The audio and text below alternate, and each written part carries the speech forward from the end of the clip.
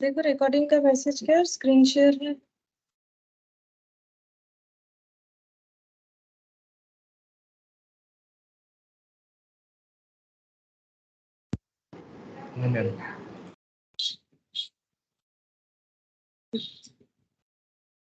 अच्छा देखो लास्ट दिन हम लोग ओवरहेड स्टार्ट किए थे जिसमें हम लोगों ने जस्ट ओवरहेड का इंट्रोडक्शन पढ़ा था। ठीक है, मतलब इंट्रोडक्शन, उसमें एक ओवरव्यू भी हमें मिला था। और मेन हम लोगों ने देखा कि ओवरहेड का जो समरी है वो क्या है। ओवरहेड का खर्चा यानी कि ऐसा खर्चा होता है जिसे इनडायरेक्ट एक्सपेंस कॉस्टिंग में ओवरहेड कहते हैं। ओवरहेड का खर्चा डायरेक्टली हम लोग फिनिश गुड्स में अप्लाई नहीं कर सकते, लेकिन करना तो पड़ेगा क्योंकि कस्टमर से वो पैसा तो हमें रिकवर करना ही है। तो किस तरीके से कर सकते हैं उसका हमें मेन जो प्रोसेस बताया गया, दैट इज प्राइमरी डिस्ट्रीब्यूशन और मतलब allocation and apportionment of expenses करके हम लोग कर सकते हैं। अब एलोकेशन अगर डायरेक्टली हमें डिपार्टमेंट वाइज दे दिया है, ठीक है, और अपोर्शन अगर हमें डायरेक्टली नहीं दिया है, टोटल में दे दिया है, तो हम लोग उसको किस बेसिस पे डिस्ट्रीब्यूट कर सकते हैं। ठीक है, अब ये एलोकेशन और अपोर्शन दो तरीके के डिपार्टमेंट में हो रहा था, production as well as service, अगर किसी ऑर्गेनाइजेशन में सर्विस डिपार्टमेंट है तो। ठीक है, अच्छा उसके बाद इस चीज को बोला जाता था प्राइमरी डिस्ट्रीब्यूशन, पहले बार जब डिस्ट्रीब्यूशन हो रहा है। फिर सेकेंडरी डिस्ट्रीब्यूशन क्या था कि सेकेंडरी डिस्ट्रीब्यूशन का मतलब है क्योंकि सर्विस डिपार्टमेंट एक कंप्लीमेंट्री डिपार्टमेंट है प्रोडक्शन डिपार्टमेंट के लिए, डायरेक्टली प्रोडक्शन डिपार्टमेंट का ही मेन काम होता है किसी भी ऑर्गेनाइजेशन में। ठीक है, अब अगर प्रोडक्शन डिपार्टमेंट को हेल्प करने के लिए हम लोग सर्विस डिपार्टमेंट बना रहे हैं तो सर्विस डिपार्टमेंट डायरेक्टली कॉस्ट को फिनिश गुड्स में चार्ज नहीं कर सकता है। इसीलिए सर्विस डिपार्टमेंट को अपना जो खर्चा उसने एलोकेट या अपोर्शन किया है थ्रू प्राइमरी डिस्ट्रीब्यूशन, वो उसे प्रोडक्शन डिपार्टमेंट में रीट्रांसफर करना पड़ेगा। ठीक है, उसके बाद प्रोडक्शन डिपार्टमेंट वो ट्रांसफर करेगा फिनिश गुड्स में। ठीक है, इसको बोला जाता है सेकेंडरी डिस्ट्रीब्यूशन। अब हम लोग इसका अलग अलग प्रोसेस वगैरह पढ़ेंगे। सेकेंडरी डिस्ट्रीब्यूशन का अलग अलग प्रोसेस होता है, लेकिन पहले हम लोग प्राइमरी डिस्ट्रीब्यूशन के ऊपर एक क्वेश्चंस करके देखते हैं, देखो कैसे होगा। ठीक है, यहाँ पर, और ये जो है मैंने कुछ बेसिस बता दिया था। ठीक है, जिसको हम लोग जो है थोड़ा सा हेल्प ले सकते हैं क्वेश्चन करते वक्त, बाकी हमें ना पढ़ने से ही पता चलेगा कि कैसे करके सॉल्व होगा। अच्छा हम लोग यहाँ पर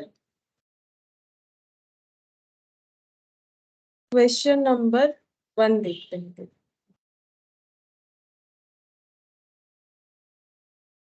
ये रहा, The ABC company has the following accounts balances and distribution of direct charges on 31st March। ठीक है, ABC कंपनी जो है उनका फॉलोइंग अकाउंट्स बैलेंस है और डिस्ट्रीब्यूशन ऑफ डायरेक्ट चार्जेस, जो भी डायरेक्ट एक्सपेंसेस उन्होंने चार्ज किया है वो बता दिया। ये देखो, जैसे इन्होंने कुछ इनका दो डिपार्टमेंट है, पहले तो पढ़ के ये समझना पड़ेगा कि एबीसी कंपनी का कितने सारे डिपार्टमेंट है। एक प्रोडक्शन जहां पर प्रोडक्शन का काम होता है, दूसरा सर्विस। प्रोडक्शन के अंदर दो डिपार्टमेंट है, मशीन शॉप और पैकिंग। सर्विस का दो है, जनरल प्लांट और स्टोर एंड मेंटेनेंस। ठीक है, ऐसे टोटल 4 डिपार्टमेंट, प्रोडक्शन का दो और सर्विस का दो। ठीक है, अच्छा एलोकेटेड ओवरहेड, जो ओवरहेड एलोकेट हो चुका है। एलोकेट का मतलब हम लोगों ने क्या देखा था, जब हमें डिपार्टमेंट वाइज खर्चे दिए हुए हैं तो हमें खुद कुछ नहीं करना पड़ेगा। ठीक है, तो यहाँ पर देखो बता दिया है कि इनडायरेक्ट लेबर का खर्चा टोटल तो इतना है और कौन से डिपार्टमेंट में कितना ये हमें बता दिया। अगर नहीं बताएगा तो हमें इसे अपोर्शन करना पड़ता है, जब बता दिया है तो यही सही। ठीक है, तो हम लोग इसी को यूज कर लेंगे क्वेश्चन को सॉल्व करने के लिए। मेंटेनेंस ऑफ मटेरियल का भी देखो बता दिया है इंडिविजुअली। ठीक है, अच्छा मिसलेनियस सप्लाई, इसका भी इंडिविजुअली बता दिया है कि कौन से डिपार्टमेंट के लिए कितना है। सप्लीमेंट नहीं सॉरी सुप्रिटेंडेंट सुप्रिंटेंडेंट सैलरी, ये देखो सिर्फ एक डिपार्टमेंट में है। देखो इसमें 4000 टोटल में बताया है। ठीक है, और ये देखो 4000 हमें 1 2 3 थर्ड नंबर, यानी मुझे जितना लग रहा है सर्विस डिपार्टमेंट ये जनरल प्लांट में है। हाँ इसमें है, तो इसका मतलब ये जो सुप्रिंटेंडेंट सैलरी है ये इसमें इसमें और इसमें एप्लीकेबल नहीं है। ठीक है, अच्छा ये कैसे पता चल रहा है, ये देखो यहाँ डैश डैश दिया हुआ है, ये 4000 और टोटल टोटल में भी 4000, मतलब एक ही डिपार्टमेंट के लिए ये खर्चा एप्लीकेबल है, तो हम लोग एक ही डिपार्टमेंट के लिए लेंगे। कॉस्ट एंड पेरोल सैलरी वो भी इस डिपार्टमेंट के लिए एप्लीकेबल है, ठीक है। ये सब एलोकेटेड खर्चा है, हमें दे दिया है। ये देखो ओवरहेड्स टू बी अपोर्शन, हमें ये अपोर्शन करके देना है, क्योंकि ये देखो ये टोटल वाला कॉलम है, ये जो दिख रहा है ना, ये ऊपर देखोगे क्वेश्चन तो ये टोटल वाला कॉलम है, हमें टोटल में दे रखा है, लेकिन हम लोग को क्या करना पड़ेगा, हर एक डिपार्टमेंट में उसे चार्ज करना पड़ेगा। तो टोटल वाले में दिया हुआ है, हर एक डिपार्टमेंट में अगर चार्ज करेंगे तो हमें पर्टिकुलर किसी बेसिस पे करना पड़ेगा, ठीक है। अब नीचे हमें ना क्वेश्चन में हमेशा बेसिस दिया हुआ रहेगा, ये देखो एक यहाँ पर भी बना हुआ है, तो यहाँ पर बेसिस है, तो देख लो क्या क्या खर्चा है। पावर का खर्चा ये हम लोग सारे डिपार्टमेंट में डिस्ट्रीब्यूट करेंगे, ठीक है। उसके बाद है हम लोग का रेंट, ये भी हमारा ये सारे डिपार्टमेंट में जाएगा, ये भी सारे डिपार्टमेंट में जाएगा। फ्यूल एंड हीट, इंश्योरेंस, ठीक है। ट्रेड लाइसेंस, डिप्रिशिएशन, ये सारे खर्चे हम लोग के सारे अलग अलग डिपार्टमेंट में जाने चाहिए। अच्छा, अब यहाँ पर ये टोटल दे रखा है, ठीक है। अब देखते हैं नेक्स्ट क्या बोल रहा है। The following data are compiled by means of the factory survey made in the previous year, previous year survey के बाद ये कुछ डेटा मिला है। मशीन शॉप, ये देखो मशीन शॉप, पैकिंग, जनरल, ये क्या है, ये दोनों प्रोडक्शन डिपार्टमेंट है, ठीक है। ये दोनों क्या है, ये दोनों सर्विस डिपार्टमेंट है, ठीक है। अब मशीन शॉप कितने स्क्वायर फीट एरिया में है, ये देखो 2000 स्क्वायर फीट एरिया में है, पैकिंग 800, जनरल प्लांट इतना और ये इतना, ठीक है। अब ये जो फ्लोर एरिया दे दिया है, फ्लोर एरिया में हम लोग क्या कर सकते हैं, फ्लोर एरिया के बेसिस पे हम लोग कौन से खर्चे को डिस्ट्रीब्यूट कर सकते हैं, रेंट का खर्चा, ठीक है। फिर दिया है देखो रेडिएटर सेक्शंस, ठीक है। ये भी चारों डिपार्टमेंट में एप्लीकेबल है। रेडिएटर सेक्शन जो है इस बेसिस पे हम लोग कौन सा खर्चा जो है डिस्ट्रीब्यूट कर सकते हैं, बता सकते हो। रेडिएटर सेक्शन में देखो यहाँ पर हम लोग का कौन सा फ्यूल एंड हीट का खर्चा होगा, ठीक है। अब देखो नंबर ऑफ इम्प्लॉइज दिया हुआ है, तो नंबर ऑफ इम्प्लॉइज का खर्चा कौन से बेसिस पे, मतलब कौन सा खर्चा नंबर ऑफ इम्प्लॉइज बेसिस पे डिस्ट्रीब्यूट होगा, ये हमें देखना पड़ेगा। फिर इन्वेस्टमेंट है, एचपी आवर्स है, एचपी मतलब हॉर्स पावर, ये मैंने लास्ट दिन भी तुम लोग को बताया था, ये जो पावर का खर्चा है ये एचपी आवर्स पे होगा, ठीक है। पावर यानी मशीन को चलाने का जो खर्चा होता है, ठीक है। तो पावर का खर्चा हम लोग का एचपी आवर्स पे होना चाहिए। रेंट का खर्चा ये देखो ये एचपी आवर्स पे होगा, ये हम लोग पढ़ने से ही समझ जाएंगे। रेंट का खर्चा हम लोग का फ्लोर स्पेस पे होना चाहिए, ठीक है। फ्यूल एंड हीट का खर्चा हमारे रेडिएटर सेक्शन इस बेसिस पे होना चाहिए। इंश्योरेंस का खर्चा किस पे होगा, ट्रेड लाइसेंस का किस पे होगा। देखो ट्रेड लाइसेंस कब बनता है, बिजनेस के लिए ट्रेड लाइसेंस, मतलब अगर हम लोग अपना एक बिजनेस बना के वहां से अर्निंग वगैरह करते हैं तो हमें उसका लाइसेंस, जैसे गाड़ी चलाते हैं तो उसका लाइसेंस होता है, वैसे ही, ठीक है। ऑथेंटिकेशन की वजह से ट्रेड लाइसेंस, तो ट्रेड लाइसेंस देखो ना तो फ्लोर एरिया के बेसिस पे होता है, ना तो रेडिएटर सेक्शन, ना नंबर ऑफ एम्प्लॉइज, ना एचपी आवर्स, तो इस बचा क्या, इन्वेस्टमेंट, ठीक है। तो इन्वेस्टमेंट हम लोगों ने बिजनेस में जितना किया है उसके बेसिस, मतलब जितना बड़ा बिजनेस होगा उस हिसाब से ट्रेड लाइसेंस, मतलब अलग अलग ना कैटेगरी सेक्शन होता है ट्रेड लाइसेंस का, कि हम लोग किस चीज का बिजनेस कर रहे हैं। तो सर्विस बिजनेस है, सर्विस में अलग अलग कैटेगरी है, तो उस हिसाब से ट्रेड लाइसेंस का फी होता है। तो यहाँ पर देखो ये बाकी चार आइटम तो ट्रेड लाइसेंस से रिलेटेड नहीं है, हमें रिलेटेड डेटा से डिस्ट्रीब्यूट करना चाहिए, तो हम लोग क्या करेंगे, इन्वेस्टमेंट के बेसिस पे करेंगे। डिप्रिशिएशन भी हमें इन्वेस्टमेंट बेसिस पे ही करना पड़ेगा, ठीक है। क्योंकि देखो यहाँ पर डिप्रिशिएशन का मतलब क्या होता है, एसेट वगैरह का जो यूज करने से उसका वैल्यू कम होता है, उसे हम लोग डिप्रिशिएशन बोलते हैं। अब डिप्रिशिएशन को कौन से एरिया में, देखो फ्लोर एरिया में भी नहीं होगा, वो तो स्क्वायर फीट बताता है, ठीक है। रेडिएटर सेक्शन बेसिस पे भी नहीं होगा, नंबर ऑफ एम्प्लॉइज भी नहीं होगा, एचपी आवर्स भी नहीं होगा, तो बचा क्या, इन्वेस्टमेंट। नॉर्मली हम लोगों ने देखा हुआ है कि डिप्रिशिएशन कैसे होना चाहिए, या तो हमें कॉस्ट ऑफ मशीन दे दिया है, प्लांट दे दिया है, या वैल्यू ऑफ इन्वेस्टमेंट भी हो सकता है, ठीक है। और ये इंश्योरेंस का खर्चा, ये भी देखो इन्वेस्टमेंट में होगा। इंश्योरेंस का खर्चा नॉर्मली देखो एसेट पे इंश्योरेंस कर सकते हैं, ठीक है। बाकी चीजों पे भी होता है, लेकिन यहाँ पर मैं बोला नहीं है कि इंश्योरेंस किस चीज का है, तो ये मान के चल सकते हैं कि जो भी एसेट हम लोग यूज करें उसी का इंश्योरेंस, उसी का डिप्रिशिएशन। तो ये सब इन्वेस्टमेंट बेसिस पे होगा, क्योंकि देखो हमारे पास जो डेटा अवेलेबल है हमें उसी का यूज करना पड़ेगा, तो रिलेवेंट चीजों से ही हम लोग डिस्ट्रीब्यूट कर सकते हैं। तो डिप्रिशिएशन को तो हम लोग किसी और चीज चीज पे डिस्ट्रीब्यूट कर भी नहीं सकते हैं, ठीक है। और ये देखो हम लोगों ने जो लास्ट दिन पढ़ा था वहां से हम लोग देख सकते हैं, ये देखो यहाँ पर indirect material, employ cost, depreciation देखते हैं मैंने क्या, ये देखो जैसे पावर, पावर को कैसे होना चाहिए, हॉर्स पावर यानी पावर कंज्यूम्ड पे, ठीक है। अच्छा इसके अलावा यहाँ पर डिप्रिशिएशन लिखवाया तो था मैंने, manager salary, store room, motive power, indirect labour cost, plant and machinery, rent. ये देखो रेंट, डेप्रिसिएशन, ये सब खर्चा होता है, ये बुक वैल्यू या फिर कॉस्ट ऑफ प्लांट पे होता है। अब अगर हमें बुक वैल्यू नहीं दिया हुआ है तो इन्वेस्टमेंट पे करेंगे कि कितना इन्वेस्ट किया है एसेट खरीदने पे, ठीक है। तो ये तीन चीज हमारा इन्वेस्टमेंट के बेसिस पे ही डिस्ट्रीब्यूट होगा, क्योंकि और कोई हमारे पास ऑप्शन नहीं है, ठीक है।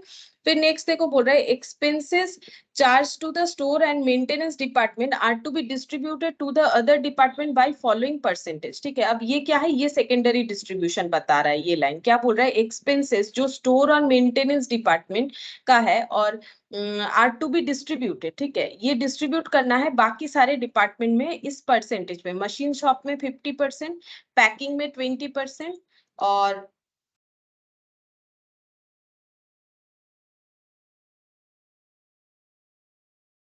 Good morning, good morning ma'am.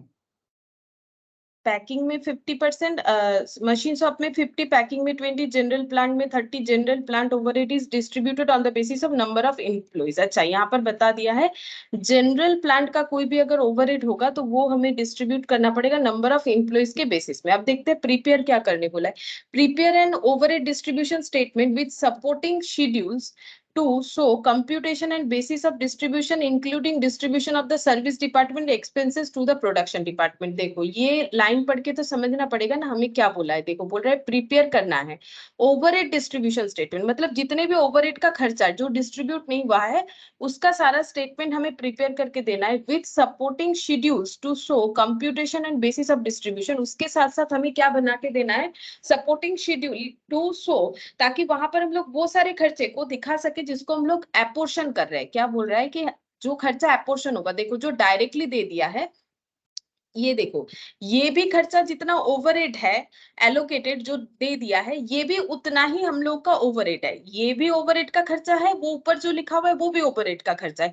ये एपोर्शन करना पड़ेगा, वो ऑलरेडी एपोर्शन यानी करके दिया हुआ है, इसलिए उसको एलोकेटेड बोल रहे हैं। अब बोल रहे हैं इसको जो हम लोग एपोर्शन करेंगे जो भी अलग अलग बेसिस पे, उसके लिए एक अलग से नोट बना के वो रेडी करो, ये बोल रहा है विद सपोर्टिंग शेड्यूल्स, ठीक है। शेड्यूल्स बोल दिया है to show computation and basis of distribution including distribution of the service department expenses to production department. मतलब हम लोग को बेसिस का डिस्ट्रीब्यूशन तो दिखाना ही है कि कौन से बेसिस पे कौन सा खर्चा हम लोग कैसे अपोर्शन कर रहे हैं, साथ ही साथ हमें क्या करना है, सर्विस डिपार्टमेंट का एक्सपेंसेस जो हम लोग प्रोडक्शन डिपार्टमेंट में चार्ज करेंगे यानी सेकेंडरी डिस्ट्रीब्यूशन भी करके दिखाने के लिए बोल रहा है, ठीक है। अब पॉइंट बी में बोला है determine the service department distribution by the method of continued distribution और repeated distribution through 3 cycles, so all the calculation to nearest rupees. ये अभी तुम लोग को नहीं समझ में आएगा क्योंकि मैंने अभी सेकेंडरी डिस्ट्रीब्यूशन का मेथड नहीं बताया। यहाँ पर स्पेसिफिकली बोल दिया है कि एक मेथड है repeated distribution method secondary distribution का, उससे इस क्वेश्चन को सॉल्व करने के लिए। तो हम लोग पहले ये कर लेते हैं, फिर पहले प्राइमरी डिस्ट्रीब्यूशन एक कर लेते हैं, मतलब पॉइंट ए पहले करेंगे, उसके बाद हम लोग सेकेंडरी डिस्ट्रीब्यूशन का मेथड सीखेंगे, फिर इस क्वेश्चन को हम लोग सेकेंड पॉइंट इसका सॉल्व करेंगे। तो पहले हम लोग पॉइंट 1 जो है वो सॉल्व करते हैं, ठीक है। देखो तो यहाँ पर हम लोग लिखेंगे overhead distribution statement,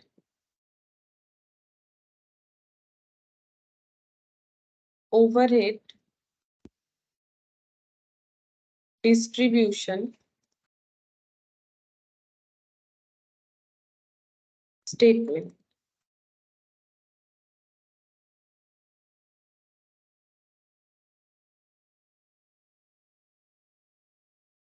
particulars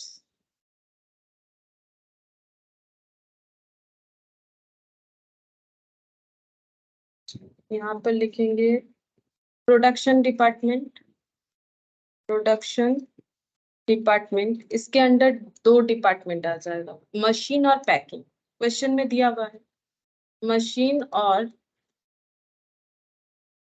packing, ठीक है। क्वेश्चन में दिया हुआ है मशीन पैकिंग और general plant service department.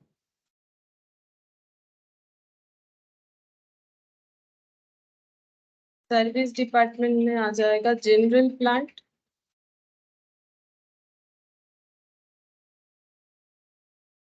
Store and maintenance.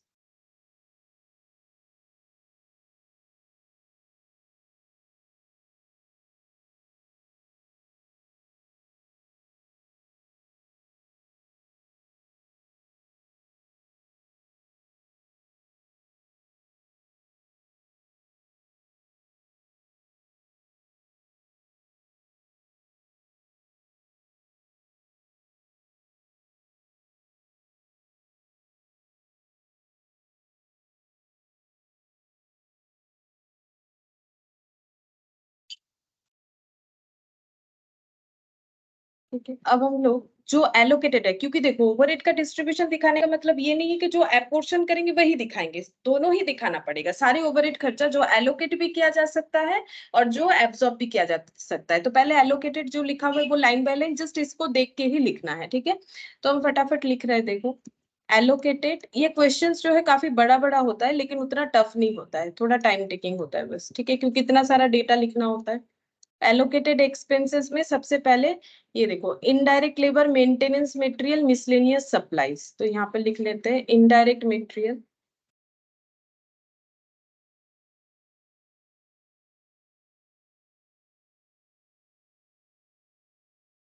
Indirect material का टोटल कॉलम भी बना हुआ है, चाहे तो हम लोग एक टोटल कॉलम यहाँ पर लिख सकते हैं, जगह तो है। यहाँ पर टोटल लिख लेते हैं।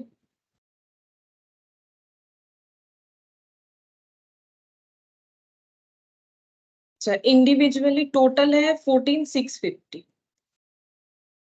ठीक है। इंडिविजुअली दिया हुआ है 4,000, 3,000, 2,000 और 5,650, ठीक है। जस्ट एक बार चेक कर लेते हैं, 4325650, 4325650, ठीक है। इनडायरेक्ट मटेरियल के बाद जो एक्सपेंस है वो है मेंटेनेंस मटेरियल, मेंटेनेंस मटेरियल,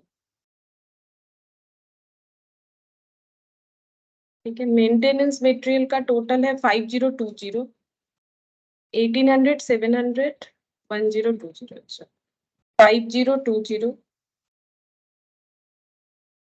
1800, 700, 1020, 1500। अच्छा, मेंटेनेंस मटेरियल, उसके बाद मिसलेनियस सप्लाईज,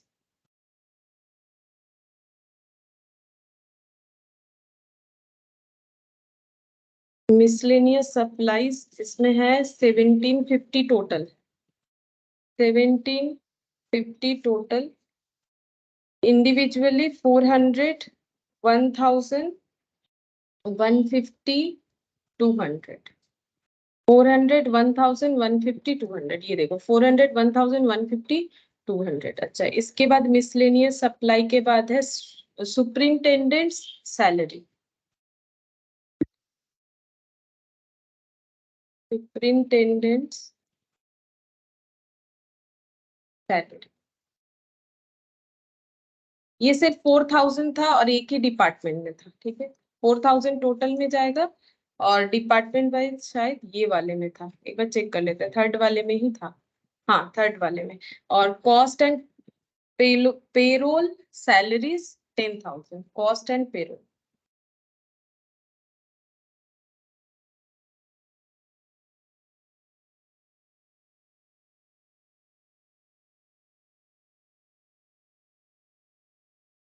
10,000, तो यहाँ पर लिखेंगे 10,000।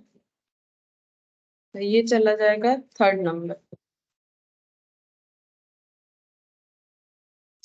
ये हो गया टोटल एलोकेटेड ओवरहेड्स, यहाँ पर लिखते हैं टोटल एलोकेटेड ओवरहेड। यहाँ पर टोटल कर लेंगे, यहाँ पर टोटल हो जाएगा, ये पूरे जगह पे टोटल हो जाएगा। देख लेते हैं कितना हो रहा है। 4,000 और ये 5,800, ये हो जाएगा 5,000, ये 6,200 हो जाएगा।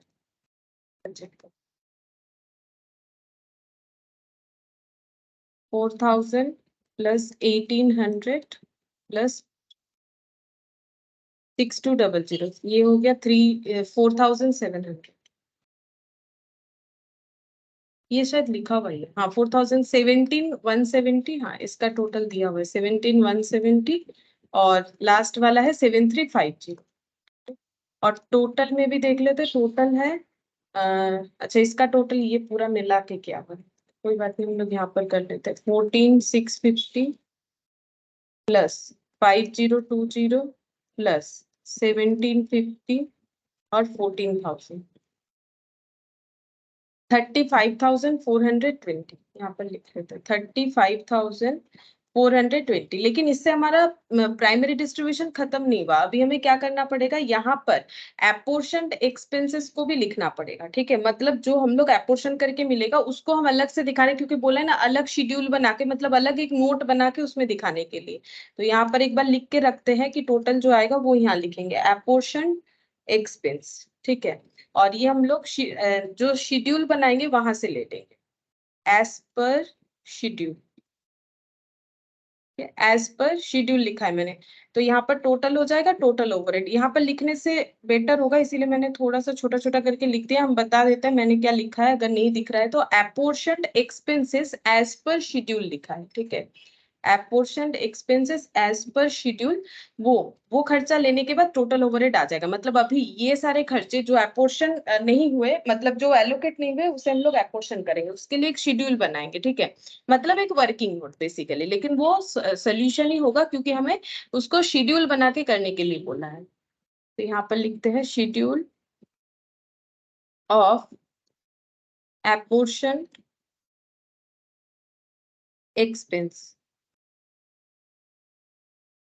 तो सारे डिपार्टमेंट में ही एपोर्शन होगा। ठीक है, तो यहाँ पर एक ऐसे कॉलम बना लेंगे, आइटम जो भी खर्चा हम लोग जो है एपोर्शन करना चाह रहे हैं, उसके बाद यहाँ पर लिखेंगे बेसिस, कौन से बेसिस पे एपोर्शन होगा। ठीक है, और उसका रेशियो भी हो जाएगा। फिर यहाँ पर टोटल अमाउंट का कॉलम, उसके बाद यहाँ पर मशीन शॉप, मतलब प्रोडक्शन डिपार्टमेंट का दो प्रोडक्शन डिपार्टमेंट का दो पार्ट, मशीन और पैकिंग। ठीक है, ये हो गया प्रोडक्शन डिपार्टमेंट। ठीक है, और यहाँ पर सर्विस डिपार्टमेंट, जनरल प्लांट और store and maintenance. Store and maintenance जो नाम दिया रहेगा बस वही लिखना है हमें, store and maintenance, machine, packing, general plant, store and maintenance.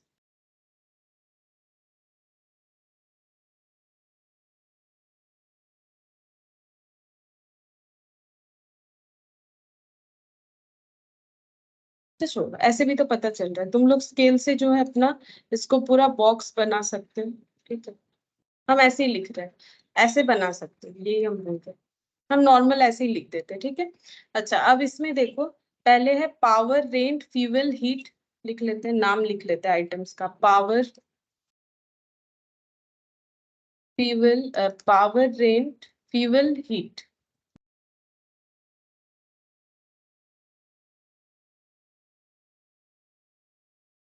इसके बाद insurance, trade licence, depreciation, insurance, trade licence,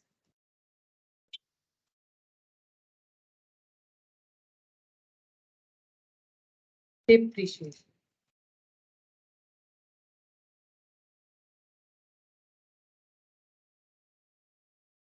अच्छा, अब यहाँ पर टोटल अमाउंट इसका लिख लेते हैं, 8,000, 12,000, 6,000। यहाँ पर लिख लेते हैं 8,000, 12,000, 6,000, 8,000, 12,000, 6,000, 1,000, 2,000, 1 lakh, 1,000, 2,000, 1,000, 2,000, 1।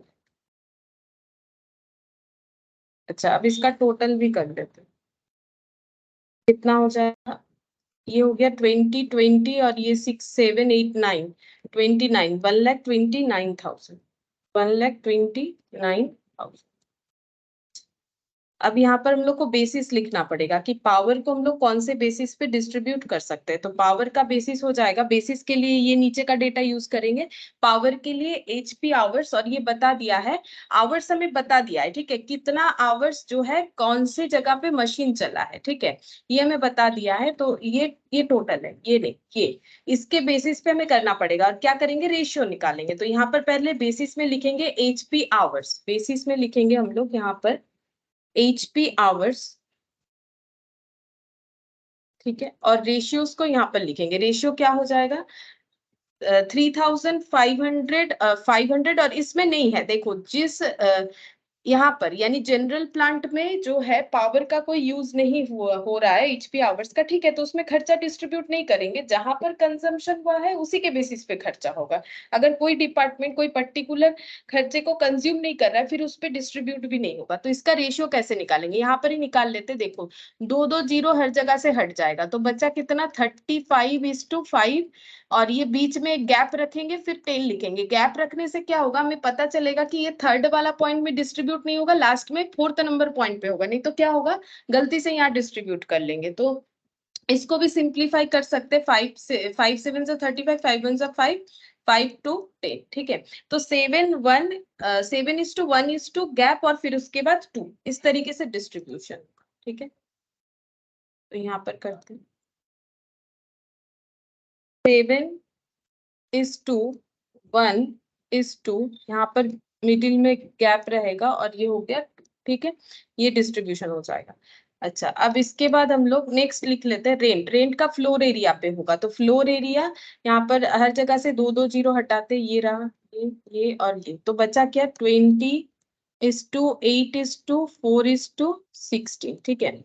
अच्छा, अगर हम लोग इसको 4 से जो है सिंप्लीफाई करते हैं तो 4 5 20, 4 2 10, 4 1 4, 4 4 16, मतलब 5:1 4 इस रेशियो में हो जाएगा फ्लोर स्पेस और 5:1 4 रेशियो।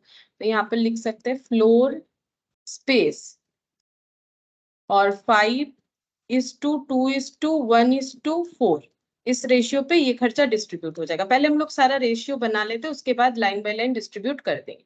फ्यूल एंड कहाँ चला गया, हाँ, फ्यूल एंड जो है हीट था तो उसका हो जाएगा रेडिएटर सेक्शन पे, और रेशियोज हो जाएगा यहाँ पर 5 से कैंसिल आउट कर सकते हैं, यहाँ पर 15 से हो जाएगा। 15 3 45, 15 6 90, 15 2 30, 15 4 60, मतलब 3:6:2:4, 3:6:2:4, 3:6:2:4, ठीक है। और इसको हम लोग बोलेंगे रेडिएटर सेक्शन पे डिस्ट्रीब्यूट।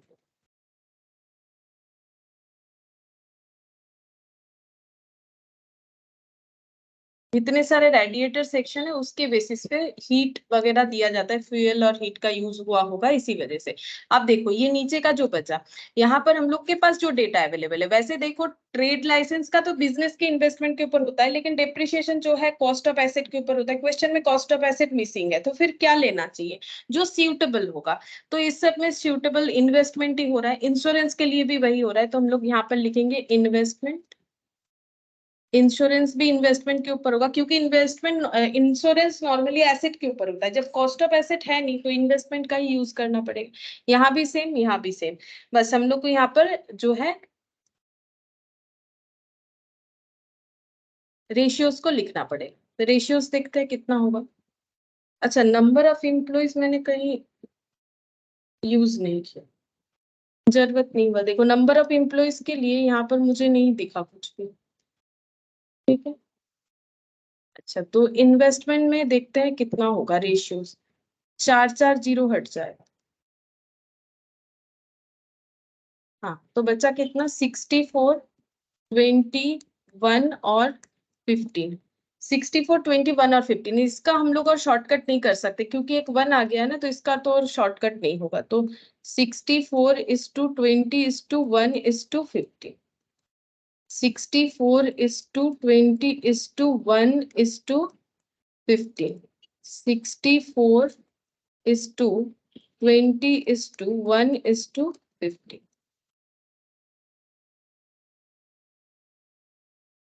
ठीक है। अब हम लोग इसको लिखेंगे कि कहाँ पर कितना होगा। तो कैसे कैलकुलेट करेंगे, ये देखो ये 8,000 है, 7 + 1 8 9 10 10 हो गया, ठीक है। तो 8,000 डिवाइडेड बाई 10 कैसे करके कर सकते हैं, देखो 8,000 डिवाइडेड बाई 10 करने से कितना आएगा, 8,000 डिवाइडेड बाई 10 इंटू कितना होना चाहिए, 7, एक बार इंटू 1 होगा, एक बार इंटू 2 होगा, ठीक है। अब 8,000 डिवाइडेड बाई 10 में 800 हो रहा है, 800 इंटू 7 तो कितना हो जाएगा, 800 इंटू 7 5,600, 5,600, 800 इंटू 1 800, ठीक है। अब देखो थर्ड वाले में गैप रहेगा, ठीक है, ये गैप लिखने से क्या होगा, हम लोग यहाँ पर नहीं तो लिख देंगे 800 इंटू 2, तो फिर गलत हो जाएगा, 800 इंटू 2 1600, हो गया। तुम लोग कैलकुलेटर पे भी कर सकते हो। अच्छा अब ये देखो 12,000 इंटू ये कितना हो जाएगा 5 6 7 8 12 हो रहा है, ठीक है। तो इंटू 5/12 फिर हो जाएगा इंटू 2/12 इंटू 1/12। तो 12 से ये कैंसिल आउट करने से पहला बात है 1000 आ रहा है, तो 1000 इंटू 5 1000 इंटू 2 1000 इंटू 1 1000 इंटू 4। तो 1000 इंटू 5 5000, ठीक है। 1000 इंटू 2 10,000, 1000 इंटू 1 1000। अच्छा 12 ये कितना हो जाएगा 5000 और ये अच्छा 1000 इंटू 2 2000 होगा ना, मैंने 10,000 2000। अच्छा 1000 इंटू 1 1000 1000 इंटू 4 4000। इसके बाद यहाँ पर देखते हैं 6000 और ये डिवाइड हो जाएगा 4 प्लस 6 10 10 और ये हो गया 5 15 15 से डिवाइड होने से 400 आएगा। तो 400 इंटू 3 400 इंटू 6 इस तरीके से होगा, यानी 1200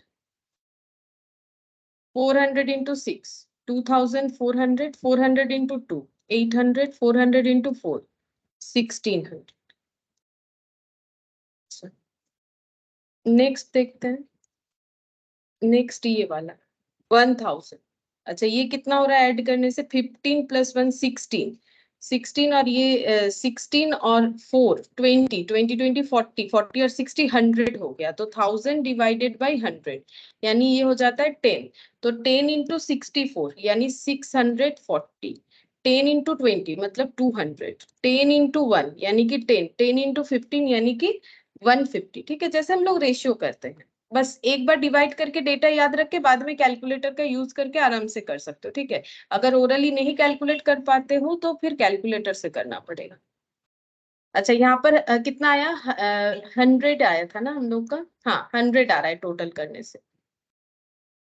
हाँ तो यहाँ पर कितना बच रहा है 100 या 1000 आ रहा है। 64 प्लस 20 कितना आया था, सेम ही तो था। 15 प्लस 1 16 16 इंटू 20 मतलब हो गया 36 36 इंटू 4 हाँ 100 आ रहा है। तो 20 20 इंटू 64 कितना होगा, ये थोड़ा सा कैलकुलेटर पे देखना। 20 इंटू 64 ये आ रहा है हम लोग का 1280। अच्छा 20 इंटू 20 400, ठीक है। 20 इंटू 1 20 20 इंटू 15 300। अच्छा इसके बाद फिर से वही कितना आ जाएगा, यहाँ पर आ जाएगा 1 लाख। ये वाला हो जाएगा 1 लाख मतलब 100 से डिवाइड होगा 1 लाख डिवाइडेड बाई ये वाला। अच्छा ये देखो एक चीज, यहाँ पर हम लोगों ने 1000 का डिस्ट्रीब्यूशन किया, यहाँ पर हमें 1 लाख का करना है और वो भी सेम अमाउंट पे करना है, सेम रेशियो पे करना है। तो आंसर कैसे लिखेंगे, दोबारा कैलकुलेट नहीं करके, जैसे ये 640 आया 1000 पे, तो ये 1 लाख है, तो हम लोग का यहाँ पर आ जाएगा 64,000। यहाँ 3 जीरो था तो हमारा 640 आया। यहाँ पर 2 जीरो एक्स्ट्रा है मतलब इस पे और भी 2 जीरो लगा देंगे, ठीक है। या फिर तुम लोग कैलकुलेट करके भी देख सकते हो, ये रहा 1 लाख, ठीक है, डिवाइडेड बाई 100 इतना बच रहा है 1000 1000 इंटू 64 1000 इंटू 20 तो 20,000 1000 इंटू 1 1000 1000 इंटू 50 15,000 हो गया। अच्छा अब इसका एडिशन करेंगे,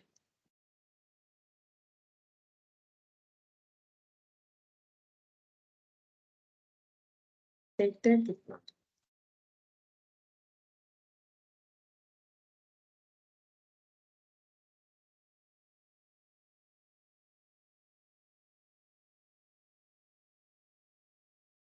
5600 मतलब 10,600 11,800 11,800 प्लस 640 प्लस 1280 प्लस 64,000 77,720 77,720। अच्छा इसका 2000 और 4000 4600 प्लस 800 4600 और 400 5000 5800 5000 और 20 मतलब 25,800 आ रहा है। ये हो गया 25,800। तुम लोग कैलकुलेटर पे देख लो। अच्छा 1000 और 800 800 ये हो गया 830 1000 और 1830 मतलब 2830 हो जाएगा। यहाँ पर एक 1000 है, 2830। अच्छा यहाँ पर 4000 और ये हो गया 1600 3200 मतलब 7200 प्लस ये हो गया 450 7200 प्लस 450 प्लस 15000 22,650 आ रहा है। ठीक है 22,650। तो जो भी बेसिस पे एपोर्शनमेंट था वो हमारा कंप्लीट हुआ। अब ये एपोर्शनमेंट भी हमारा ओवरहेड है, तो ये ओवरहेड का खर्चा अब इसमें एपोर्शन करके जितना आया उसको लिखना पड़ेगा। ठीक है तो टोटल ओवरहेड पता चलेगा। तो यहाँ पर एंड वाले में कितना आया, लास्ट में 22,650। अभी हम लोगों ने कैलकुलेट किया, यहाँ पर आया 22,650 प्लस 7350 ऐड कर लेते हैं एक ही बार में, देखते हैं कितना आ जाता है। 30,000 आ रहा है। ठीक है ये आ गया हम लोग का 30,000। अच्छा इसके आगे वाला है 2830 25,800। अच्छा 2830 ये हो गया 20,000। 25,800 ये आया था, एक बार चेक कर लेते हैं। हाँ 25,800 और 77,720 लिख लेते। 77,720 30,500। ठीक है 30,500। अब यहाँ पर 029 83,920। ठीक है ये टोटल हो गया। अब यहाँ पर टोटल भी लिख लेंगे, इधर भी टोटल लिख लेंगे। अच्छा इसका टोटल कितना हो रहा है, 1,29,000। टोटल ओवरहेड जो हम लोग एपोर्शन किए उसका टोटल है 1,29,000। मतलब ये सारी चीजों का टोटल कितना होना चाहिए, 1,29,000 होना चाहिए। अब 1,29,000 में ये ऐड करेंगे,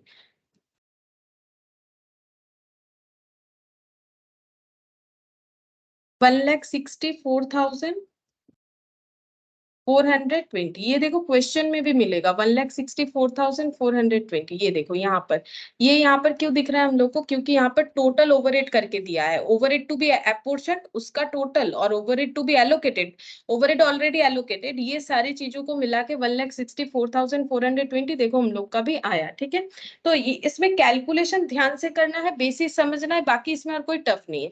तो हम लोगों ने कौन सा डिस्ट्रीब्यूशन किया, प्राइमरी डिस्ट्रीब्यूशन किया। प्राइमरी डिस्ट्रीब्यूशन में क्या किया, प्रोडक्शन डिपार्टमेंट का जो खर्चा एलोकेटेड था उसे एलोकेट कर दिया, सर्विस डिपार्टमेंट का जो एलोकेटेड था एलोकेटेड कर दिया, और जो खर्चा एलोकेटेड नहीं था उसे एपोर्शन कर दिया। ठीक है ये हम लोग का प्राइमरी डिस्ट्रीब्यूशन कंप्लीट हो गया। अच्छा अब इस क्वेश्चन का पॉइंट ए, ये देखो जैसे कि मैंने बोला इस क्वेश्चन का पॉइंट ए हम लोग का कंप्लीट हो गया। Prepare an overhead distribution,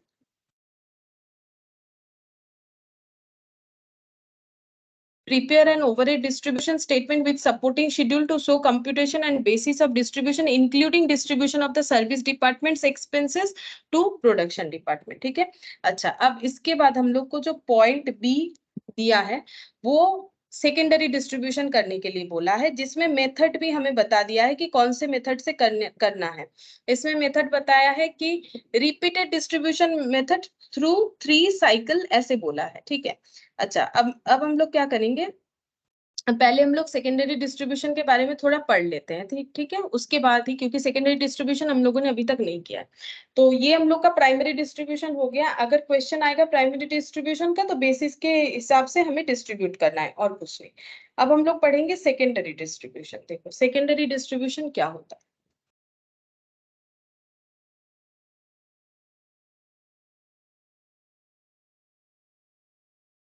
secondary distribution, secondary distribution का मतलब हम लोगों ने लास्ट दिन भी पढ़ा था कि अगर ये देखो जैसे मान लो एक ऑर्गेनाइजेशन में 3 प्रोडक्शन डिपार्टमेंट है, P1 P2 P3। ठीक है और 2 सर्विस डिपार्टमेंट है जैसे कि S1 S2। अब सर्विस डिपार्टमेंट क्यों बनाया गया है, ताकि प्रोडक्शन डिपार्टमेंट स्मूथली अपना काम कर सके। ठीक है और आसानी से कर सके। ऑर्गेनाइजेशन बड़ा होता है तो इस तरीके का डिपार्टमेंट बनाया जाता है। ठीक है अब देखो सर्विस डिपार्टमेंट में जो भी खर्चा होगा वो क्यों हो रहा है, क्योंकि सर्विस डिपार्टमेंट बनाया ही क्यों गया है, ताकि हम लोग प्रोडक्शन डिपार्टमेंट को स्मूथली रन करवा सके। तो सेकेंडरी डिस्ट्रीब्यूशन का मतलब है कि ये सर्विस डिपार्टमेंट अपना खर्चा ये प्रोडक्शन डिपार्टमेंट में एपोर्शन करेगा, ठीक है। हर एक सर्विस डिपार्टमेंट अपना खर्चा हर एक प्रोडक्शन डिपार्टमेंट में एपोर्शन करेगा। जैसे मैंने ये देखो यहाँ पर क्या दिखाया, यहाँ पर मैंने दिखाया कि S1 अपना खर्चा P1 P2 P3 में एपोर्शन कर रहा है। सिमिलरली S2 भी अपना खर्चा जो है P1 P2 और P3 में एपोर्शन करेगा, क्योंकि इनको बनाया ही क्यों गया है, इनको इसीलिए बनाया गया है ताकि ये प्रोडक्शन डिपार्टमेंट को हेल्प करे। तो ये अपना खर्चा क्या करेंगे, सारा का सारा खर्चा जो है प्रोडक्शन डिपार्टमेंट में सेंड कर देंगे, फिर प्रोडक्शन डिपार्टमेंट उसका टोटल करके फिनिश गुड्स में एपोर्शन करवाएगा, ठीक है। अब इसका ना अलग अलग मेथड होता है, तो वो मेथड्स हम लोग सीखेंगे। तो मेथड का नाम देख लो क्या क्या होता है। Methods of secondary distribution, methods of secondary distribution।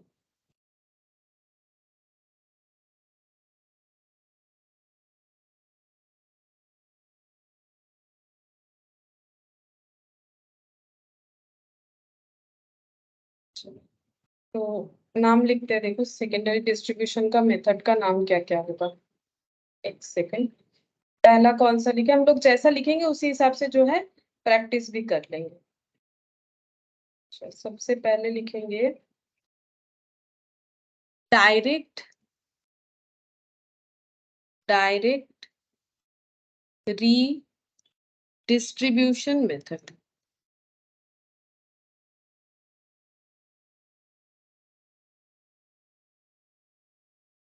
फिर होता है स्टेप मेथड और non reciprocal method. Step methods और नॉन रेसिप्रोकल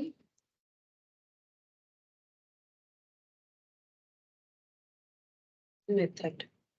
और एक होता है reciprocal service method.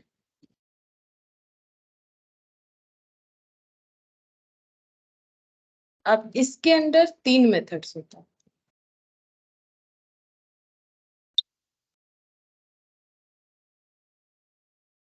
Simultaneous equation method,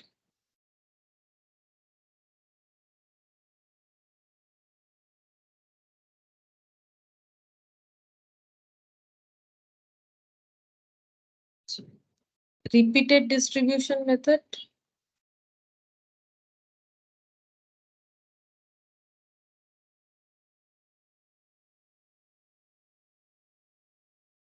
और ट्रायल एंड एरर मेथड।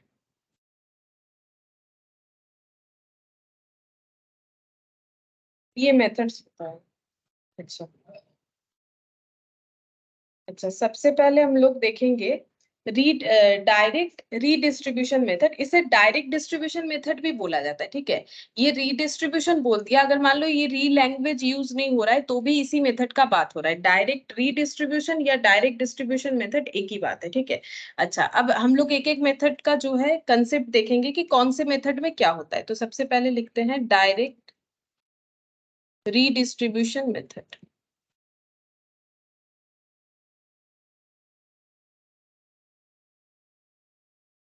इस मेथड को ऑर्गेनाइजेशन में कब फॉलो किया जाता है? पहले तो देखो ये सेकेंडरी मेथड तभी होगा अगर किसी ऑर्गेनाइजेशन का सर्विस डिपार्टमेंट है, अदरवाइज तो नहीं होगा। अब जैसे मान लो कि एक ऑर्गेनाइजेशन का तीन जो है प्रोडक्शन डिपार्टमेंट है, दो सर्विस डिपार्टमेंट, ठीक है, S1 S2। अच्छा, ये तब फॉलो होगा कि अगर सर्विस डिपार्टमेंट जो है प्रोडक्शन डिपार्टमेंट को सर्विस दे रहे हैं, ठीक है। एक्चुअली प्रोडक्शन डिपार्टमेंट को सर्विस देने के लिए ही तो इसे बनाया गया है, लेकिन सर्विस डिपार्टमेंट अपने अंदर किसी तरीके का सर्विस का डिस्ट्रीब्यूशन नहीं करते। क्या सर्विस डिपार्टमेंट एक दूसरे को सर्विस दे सकते हैं? हाँ, दे सकते हैं। लेकिन अगर ऑर्गेनाइजेशन में ऐसा सिस्टम से सर्विस डिपार्टमेंट बनाया गया है जहां पर service department only production department को ही हेल्प करेगा, एक दूसरे को हेल्प नहीं करेगा या फिर एक दूसरे को सर्विस प्रोवाइड नहीं करेगा, तब हम लोग जो मेथड यूज करते हैं उसे बोला जाता है डायरेक्ट रीडिस्ट्रीब्यूशन मेथड, ठीक है। तो इसका हम लोग कंसेप्ट लिख लेते हैं, ignore service provided by one service department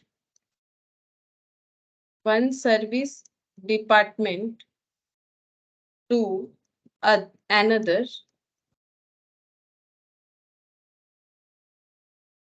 service department, so directly distributed to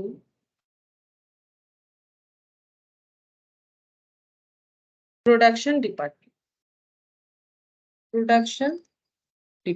ठीक है, अब देखो मैंने क्या लिखा, ignore service provided by one service department to another. अभी मैंने बोला कि एक दूसरे को प्रोवाइड नहीं करते, लेकिन नोट में मैंने ये भी लिखवा दिया कि अगर प्रोवाइड करते भी हो, लेकिन अगर ऑर्गेनाइजेशन फॉलो करता है redistribution, direct redistribution method secondary distribution के लिए, तो अगर प्रोवाइड नहीं करता है तो ठीक है, और अगर प्रोवाइड करता भी है तो हमें इग्नोर करना पड़ेगा कि सर्विस एक डिपार्टमेंट दूसरे डिपार्टमेंट को अगर दे भी रहे हैं तो उसका हमें यहाँ पर कोई कैलकुलेशन करने का जरूरत नहीं होगा। लेकिन इस मेथड को समझने के लिए हम लोग एक प्रैक्टिकल क्वेश्चन करते हैं तो अच्छे से समझ में आएगा कि किस तरीके से इसका जो है कैलकुलेशन होता है। तो इसके लिए देखो हम लोग क्वेश्चन नंबर 1 यहाँ पर जो है इसमें जाते हैं, इलस्ट्रेशन 1 एकदम स्टार्टिंग में जो क्वेश्चन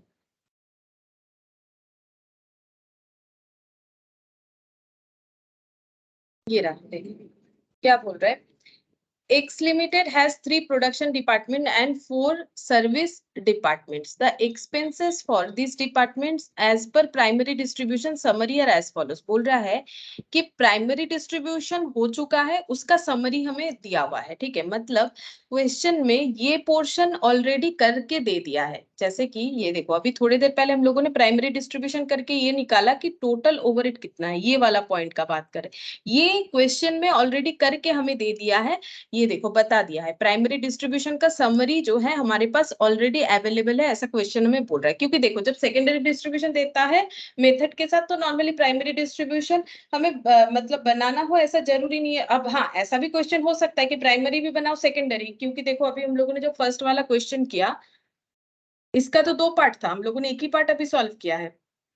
पॉइंट बी तो अभी तक किया नहीं, तो पॉइंट बी में क्या है, इसी इसी क्वेश्चंस का हमें क्या करना है, सर्विस सॉरी सेकेंडरी मेथड भी कैलकुलेट करके दिखाना है। ठीक है, तो यहाँ पर देखो बता दिया है प्रोडक्शन डिपार्टमेंट का प्राइमरी डिस्ट्रीब्यूशन का ये खर्चा है और सर्विस डिपार्टमेंट का प्राइमरी डिस्ट्रीब्यूशन का ये खर्चा हुआ है, ये दे दिया है। ठीक है, अब आगे पढ़ते हैं, बोल रहे हैं the following information is also available in respect of the production department. Production department से रिलेटेड और भी कुछ इंफॉर्मेशन दे दिया है, horse power of machine, number of workers, value of store requisition in rupees। ठीक है, prepare a statement apportioning the cost of service department over production department using direct redistribution method। बोल रहा है कि हम लोग को एक स्टेटमेंट बना के देना है जहां पर हमें खर्चे को एपोर्शन यानी डिस्ट्रीब्यूशन करना है। ठीक है, किसका खर्चा डिस्ट्रीब्यूट करना है, सर्विस डिपार्टमेंट का। सर्विस डिपार्टमेंट का खर्चा कितना है कैसे पता चलेगा, ये रहा सर्विस डिपार्टमेंट 4 है, इसका खर्चा इतना इतना इतना है। ये खर्चे को हमें कहाँ ट्रांसफर करना पड़ेगा, प्रोडक्शन डिपार्टमेंट में। ये देखो over the production department using, अब मेथड बता दिया, using redistribution method. Redistribution method करना है मतलब इनका खर्चा हमें सिर्फ जो है प्रोडक्शन डिपार्टमेंट में चार्ज करना है। अगर ये आपस में कोई भी सर्विस प्रोवाइड करते हैं तो उसका हमें कोई यहाँ पर जो है ट्रीटमेंट करने का जरूरत नहीं। वैसे इस क्वेश्चन को देख के पता भी नहीं चल रहा है कि सर्विस डिपार्टमेंट एक दूसरे को सर्विस प्रोवाइड करते हैं कि नहीं, क्योंकि क्वेश्चन में इस बारे में कोई इंफॉर्मेशन गिवन नहीं है। अगर ऐसा क्वेश्चन तुम लोग को दे दे और बोले सेकेंडरी डिस्ट्रीब्यूशन करके दिखा और मेथड नहीं बताए, तो तुम लोग को समझना है कि क्वेश्चन में कहीं नहीं लिखा है कि सर्विस डिपार्टमेंट एक दूसरे को सर्विस प्रोवाइड करता है। यानी जो एप्रोप्रिएट मेथड होगा सेकेंडरी डिस्ट्रीब्यूशन के इस क्वेश्चन को सॉल्व करने के लिए वो हो जाएगा डायरेक्ट रीडिस्ट्रीब्यूशन मेथड। ठीक है, अब हम लोग क्वेश्चन करके देखते हैं इस मेथड से कि कैसे करके सॉल्व होगा ये जो अभी हम लोगों ने सीखा। Question 1,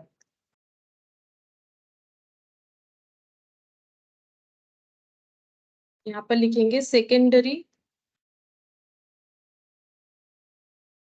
overhead distribution statement.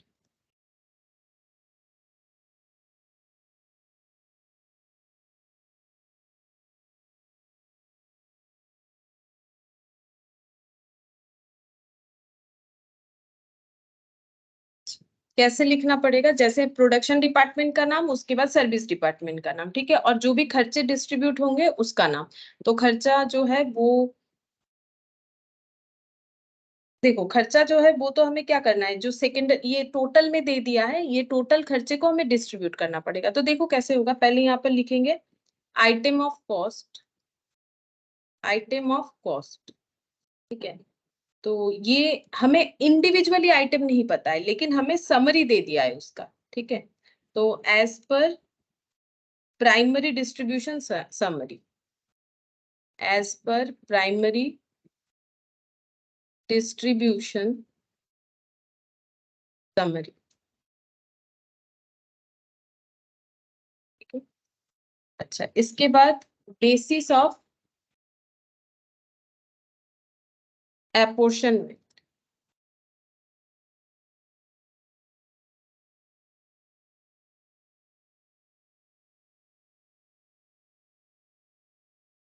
Total production department. यहाँ पर सिर्फ प्रोडक्शन डिपार्टमेंट का नाम लिखने से ही होगा, सर्विस डिपार्टमेंट नहीं भी लिखेंगे तो भी चलेगा। बताते हैं क्यों, देखो एक क्वेश्चन करोगे तभी समझ में आएगा। Department ABC production department, department A, department B, department C, ठीक है।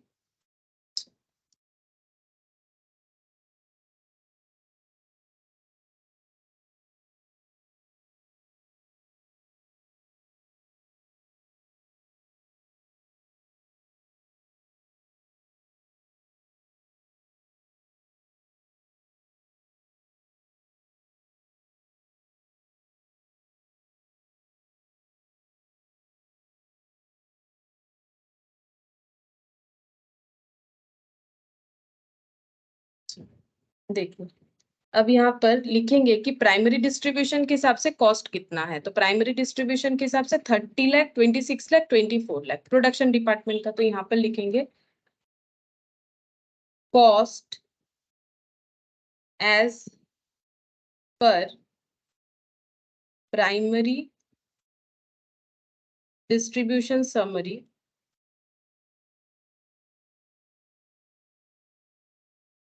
प्राइमरी डिस्ट्रीब्यूशन का टोटल का जो समरी दिया है उसके हिसाब से कॉस्ट कितना कितना है तीनों डिपार्टमेंट में। यहाँ पर ये देखो 30, 26, 24, तो यहाँ पर लिखेंगे 30,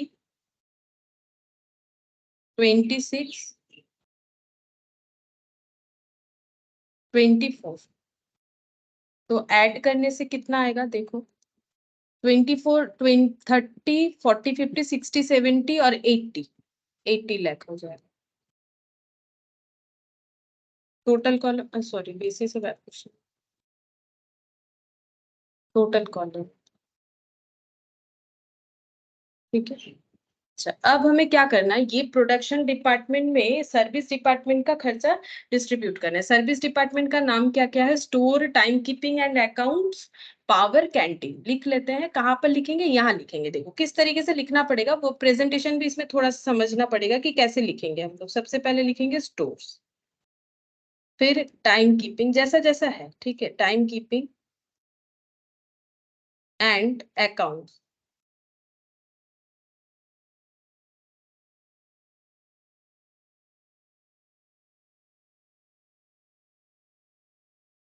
पावर,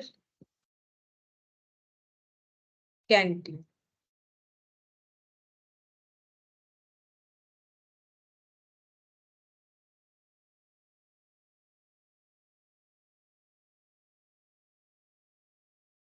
ठीक है। अच्छा, अब यहाँ पर हम लोग बेसिस ऑफ एपोर्शन लिखना पड़ेगा। देखो जैसे खर्चे को डिस्ट्रीब्यूट करना है, सही बात है, खर्चे को हम लोग क्या करेंगे, इसमें डिस्ट्रीब्यूट करेंगे, जो कि सेकेंडरी डिस्ट्रीब्यूशन होता है, लेकिन एक बेसिस पे तो डिस्ट्रीब्यूट करना पड़ेगा।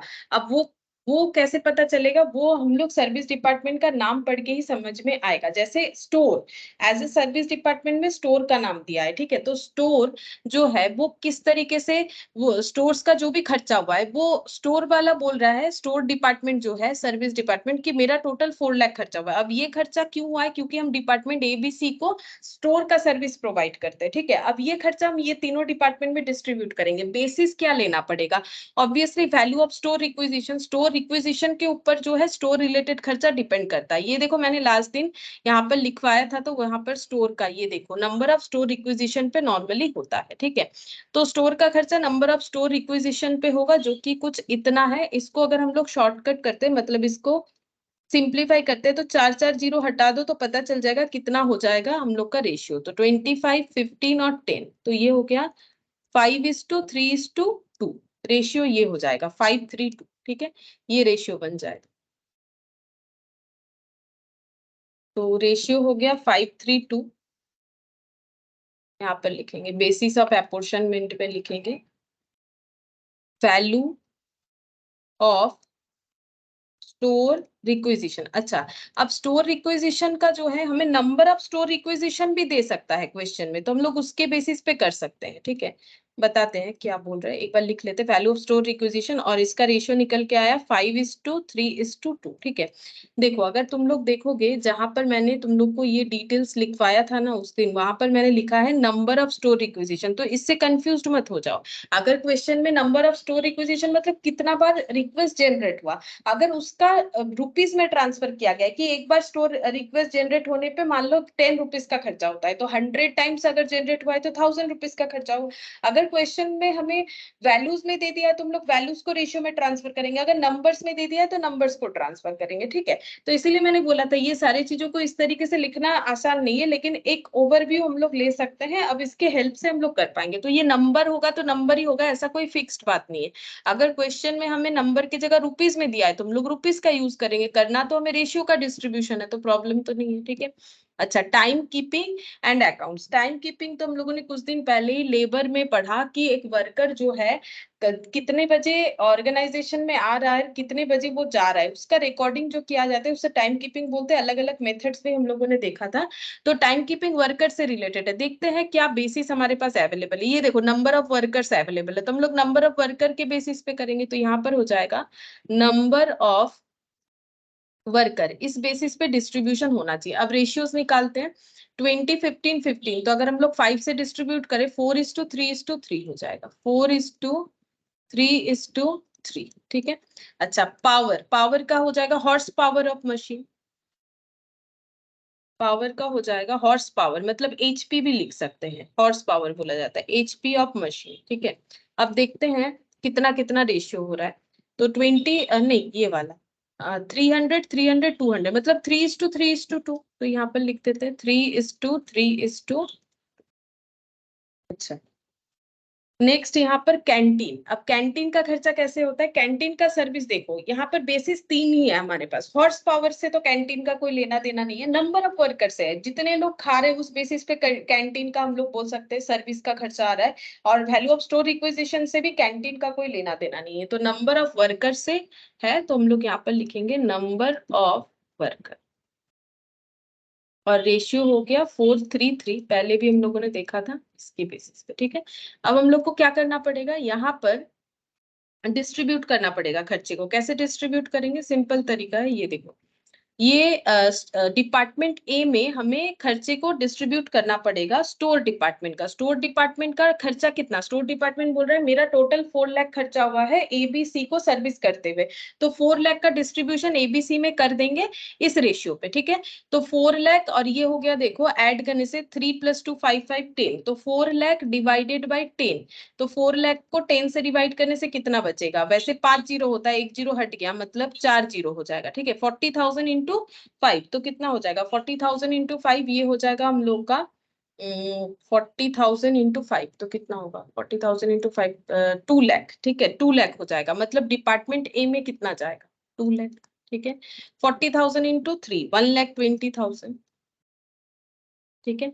40,000 इंटू 2, 80,000, ठीक है। तो ये जो टोटल 4 लाख का एक्सपेंस था, वो सर्विस डिपार्टमेंट, कौन सा वाला सर्विस डिपार्टमेंट, स्टोर, ठीक है, स्टोर का सर्विस डिपार्टमेंट का जो भी खर्चा है वो इस तरीके से डिस्ट्रीब्यूट हो जाएगा, सिंपल, ठीक है। डायरेक्ट डिस्ट्रीब्यूशन का मेथड का मतलब है जो स्टोर डिपार्टमेंट में जितना खर्चा हुआ है प्राइमरी डिस्ट्रीब्यूशन के बाद, वो सारे खर्चे को किसी एक बेसिस पे हमें क्या करना है, प्रोडक्शन डिपार्टमेंट में डिस्ट्रीब्यूट करना है। फिर time keeping and booking of accounts, 3 lakh का टोटल खर्चा है, 3 लाख को हमें डिस्ट्रीब्यूट करना है इस बेसिस पे, 3 लाख डिवाइडेड बाई 10, 3 + 3 6 + 4 10, तो ये कितना हो गया 30,000, 30,000 इंटू 4, टोटल कितना है 3 लाख, 30,000 इंटू 4 1,20,000, 30,000 इंटू 3 90,000 और 90,000।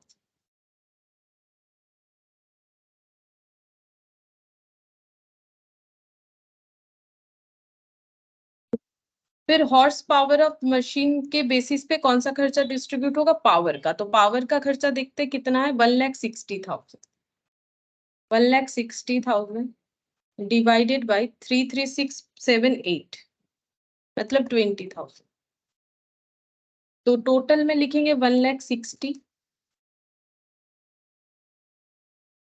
20 into 3 60,000, 20 into 3 60,000, 20 into 2 20,000, sorry 40,000, 20 into 2 40,000। और नंबर ऑफ वर्कर के बेसिस पे कौन सा वाला, कैंटीन, कैंटीन का 1 लाख का खर्चा है, अच्छा कैंटीन का 1 लाख है, 1 लाख डिवाइडेड बाई 10, ठीक है, 1 लाख डिवाइडेड बाई 10 मतलब 10,000, 10,000 इंटू 4 40,000, 10,000 इंटू 3 30,000, 10,000 इंटू 3 30,000, अच्छा ये टोटल में है 1 लाख। अच्छा अब हम लोग क्या करेंगे, इसका टोटल करेंगे, हो गया डिस्ट्रीब्यूशन हो गया, इसका टोटल करके देखेंगे जितना आएगा वही हम लोग का आंसर। ये टोटल हो जाएगा, टोटल यहाँ कहीं किया हुआ नहीं है, चलो 80 लाख, 4 और 3 7 8, 8,60,000, 9,60,000, 89,60,000, तो यहाँ पर हो गया 60 और 40, 1 लाख, 2,20,000, 1 लाख और 1,20,000, 2,20,000, 2,20,000 और 2 लाख, मतलब 4,20,000, और ये 30 लाख है, 34,20,000, 60 30 90 90 90 1,80,000, 1,80,000 और 1,20,000, 2 लाख, 3 लाख, 3 लाख और 27 29 लाख, 40 और 30 70 70 और यहाँ पर हो गया 80 और 90, 80 और 90 कितना हो जाएगा 1,70,000, 1,70,000 और 30 2 लाख, 2,40,000, 2,40,000 24 लाख, 26,40,000 को, ठीक है। मैंने तो ओरली कर लिया, अगर तुम लोग कैलकुलेटर पे करना चाहो तो कैलकुलेटर पे करके देख सकते हो। तो ये हम लोग का क्या हो गया कि डायरेक्ट रीडिस्ट्रीब्यूशन मेथड, ठीक है, डायरेक्ट रीडिस्ट्रीब्यूशन मेथड में क्या करना है, हम लोगों को टोटल जो भी सर्विस डिपार्टमेंट का खर्चा है उसको किसी एक प्रॉपर बेसिस पे हमें प्रोडक्शन डिपार्टमेंट जितने भी रहेंगे उसमें डायरेक्ट जस्ट डिस्ट्रीब्यूट करना है और कुछ नहीं, ठीक है, एक बेसिस पे डिस्ट्रीब्यूट करना है। ये हम लोग का हो गया सेकेंडरी डिस्ट्रीब्यूशन, जिसका मेथड था हम लोगों का डायरेक्ट रीडिस्ट्रीब्यूशन मेथड। अब देखते हैं नेक्स्ट मेथड कौन सा है, तो हम लोगों ने ये वाला किया, ये वाला समझा। अब हम लोग पढ़ेंगे स्टेप डिस्ट्रीब्यूशन मेथड,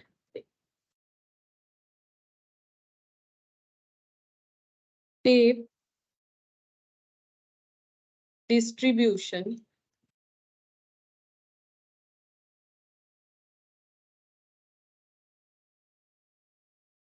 मेथड, इसमें कैसे होगा, स्टेप डिस्ट्रीब्यूशन मेथड में हमें यहाँ पर देखना पड़ेगा, जैसे मान लो 3 service department, sorry production department है, P1 P2 P3, ठीक है, और 2 सर्विस डिपार्टमेंट है, S1 और S2। यहाँ पर कंसेप्ट क्या होगा कि सपोज अगर एक सर्विस डिपार्टमेंट दूसरे सर्विस डिपार्टमेंट को सर्विस प्रोवाइड कर रहा है, ठीक है, लेकिन जैसे S1 S2 को कर रहा है तो S2 S1 को नहीं कर सकते, या फिर मतलब बोल सकते हैं कि वाइस वर्सा, ठीक है, कि अगर S2 S1 को कर रहा है तो S1 S2 को नहीं करेगा, ठीक है।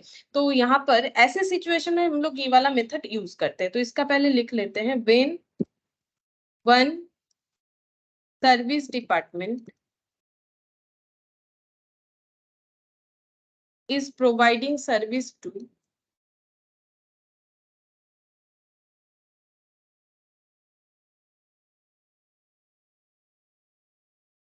another service department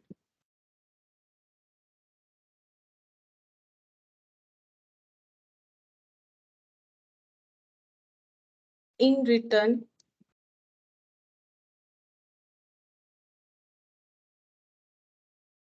does not receive any service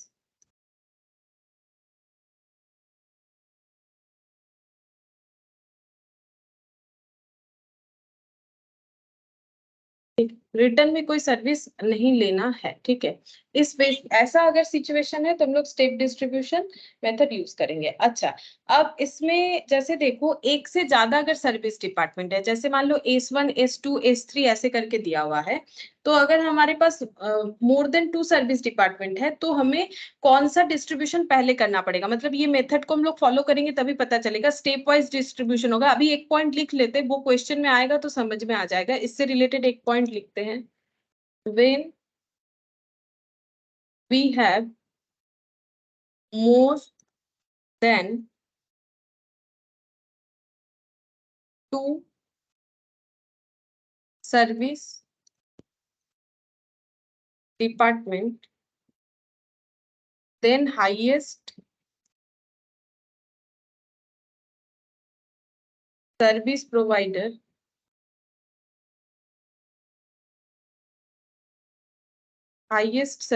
provider expense is distributed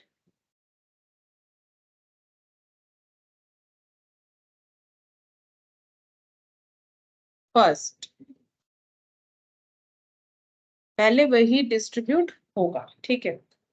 अच्छा, इसमें भी कैसे डिस्ट्रीब्यूट करना है, हमें किसी एक बेसिस पे डिस्ट्रीब्यूट करना है, ठीक है।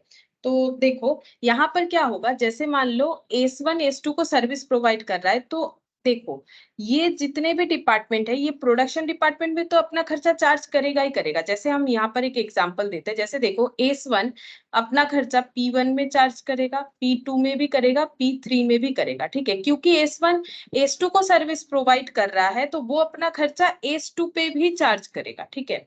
और S2 किस पे करेगा, S2 P1 P2 P3 पे करेगा, S1 पे नहीं करेगा क्योंकि वो S1 को सर्विस प्रोवाइड नहीं कर रहा है, ठीक है। लेकिन ऐसा डिस्ट्रीब्यूशन में जैसे मान लो अगर मोर देन टू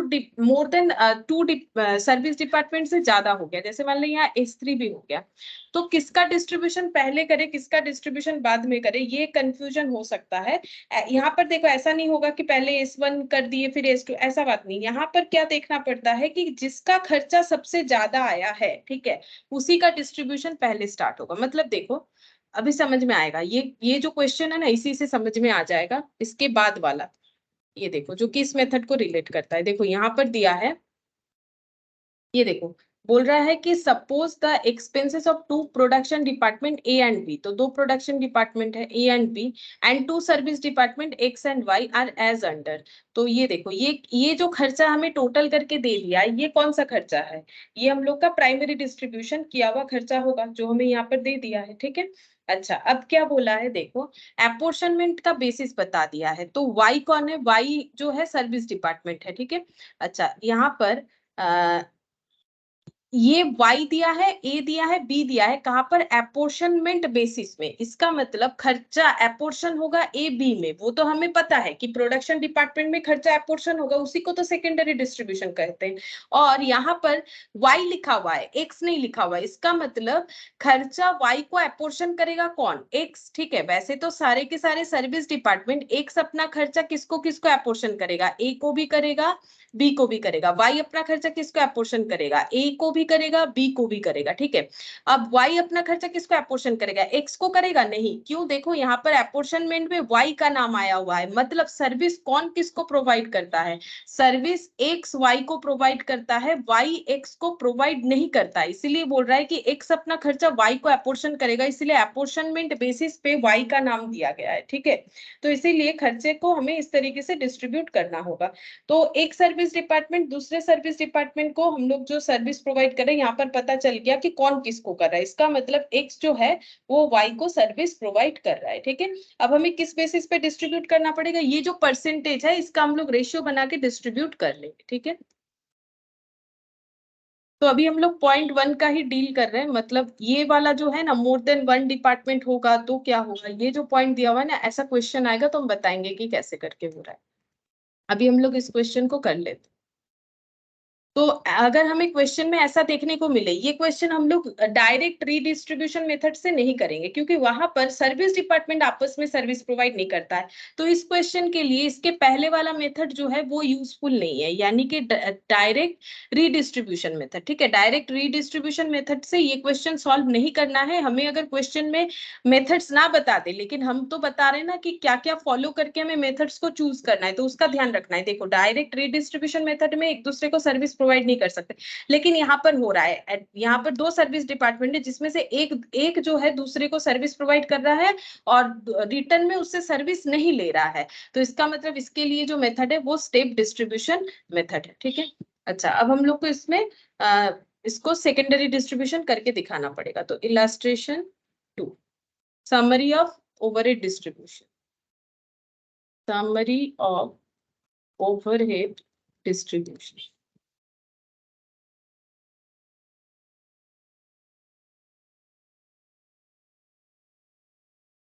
यहाँ पर लिखेंगे डिपार्टमेंट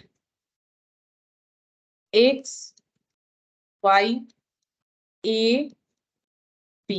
यहाँ पर मैंने सारे डिपार्टमेंट का ही नाम लिख लिया। क्यों लिखा है अभी देखने से समझ में आएगा। इसका प्रेजेंटेशन ऐसे होना चाहिए, जैसे देखो पहला मेथड जो था ना, वहां पर सर्विस डिपार्टमेंट लिखने का जरूरत ही नहीं हुआ। क्यों नहीं हुआ? क्योंकि सर्विस डिपार्टमेंट का खर्चा हमें इनमें अपोर्शन करना है। सेकेंड वाले मेथड जो हम लोगों ने किया उसमें, अच्छा ये यही तो अभी हम लोग सेकंड वाला ही कर रहे हैं। ये हम लोग का कौन सा था, हाँ हम लोग सेकंड वाला ही कर रहे हैं। अब सेकंड वाले मेथड में लेकिन देखो मैंने सर्विस डिपार्टमेंट का भी नाम लिख लिया है, production department A B, service department X Y. अब ये लिखने का जरूरत क्या है, देखो यहाँ पर कैसे प्रेजेंटेशन होगा। सबसे पहले लिखेंगे जो प्राइमरी डिस्ट्रीब्यूशन से अमाउंट हमें गिवन है, 2 लाख, 1 लाख 50, 3 लाख, 3 लाख 20। तो यहाँ पर लिखेंगे अमाउंट ऑलरेडी गिवन। यहाँ बोला नहीं ये प्राइमरी डिस्ट्रीब्यूशन से आया, लेकिन हाँ ये प्राइमरी डिस्ट्रीब्यूशन से ही आया है। प्राइमरी डिस्ट्रीब्यूशन के खर्चे को ही तो हम लोग सेकेंडरी डिस्ट्रीब्यूशन में ट्रांसफर करते हैं। मतलब सर्विस डिपार्टमेंट का प्राइमरी डिस्ट्रीब्यूशन करके जो खर्चा आया, वही खर्चा जो है हम लोग का प्रोडक्शन डिपार्टमेंट में चार्ज होता है। तो यहाँ पर लिख लेते हैं 2 लाख, 1 लाख 50, 3 लाख। यहाँ पर लिखते हैं 2 लाख एक्स डिपार्टमेंट का। ये देखो पहले एक्स था, फिर वाई है 1 लाख 50, 1,50,000। फिर ए है 3 लाख और 3 लाख 20। ए है 3 लाख और 3 लाख 20, ठीक है। अच्छा, अब हमें क्या करना है, कंसेप्ट क्या है, हमें सर्विस डिपार्टमेंट, ये सर्विस डिपार्टमेंट है, ठीक है, ये सर्विस डिपार्टमेंट है, ऐसे लिख लो समझने के लिए। ये दोनों हम लोग का सर्विस डिपार्टमेंट है और ये दोनों हम लोग का प्रोडक्शन डिपार्टमेंट है। हम लोग को क्या करना पड़ेगा, सर्विस डिपार्टमेंट के खर्चे को ले जाके प्रोडक्शन डिपार्टमेंट में डिस्ट्रीब्यूट करना पड़ेगा। ये तो मेन चीज है। और साथ ही साथ क्योंकि यहाँ पर एक सर्विस डिपार्टमेंट दूसरे सर्विस डिपार्टमेंट को सर्विस प्रोवाइड कर रहा है, तो उसका खर्चा भी डिस्ट्रीब्यूट करना पड़ेगा। अब यहाँ पर डिस्ट्रीब्यूशन कैसे होता है, जो हायर पॉइंट पे रहता है, ये देखो when we have more than 2 service department. अब देखो हम लोग पहले डिस्ट्रीब्यूशन किसका स्टार्ट करें, एक्स का कि वाई का? एक्स पहले है तो क्या उसका स्टार्ट करें? नहीं, यहाँ पर एक रूल्स है, देखो बोल रहा है हाईएस्ट वैल्यू जिसने सर्विस प्रोवाइड किया है। तो 2 लाख और 1 लाख 50 में हाईएस्ट वैल्यू ऑफ सर्विस जो है एक्स का ही प्रोवाइड हुआ है, जो कि 2 लाख है। तो इसका डिस्ट्रीब्यूशन पहले स्टार्ट होगा, वैल्यू के हिसाब से यहाँ पर होता है। इस चीज का भी हमें ध्यान रखना है। तो पहला एक्स का खर्चा डिस्ट्रीब्यूट होगा, किस पे होगा, ए बी पे तो होगा ही, क्या वाई पे भी होगा, ये हमें देखना पड़ेगा। हाँ, एक्स का खर्चा वाई पे भी होगा, क्योंकि एक्स जो है वो जो है ए बी को तो सर्विस प्रोवाइड करेगा, वो तो वाई भी करेगा, लेकिन वो वाई को भी सर्विस प्रोवाइड करता है। वो कैसे कंफर्म हुआ, क्योंकि अपोर्शन वाई पे भी करना है। इसका मतलब X receives, X provide service to Y. इस पॉइंट से हमें पता चल रहा है, तो हमें डिस्ट्रीब्यूट करना पड़ेगा। तो यहाँ पर लिखेंगे इस तरीके से, expense of service department, expense of service department X is apportion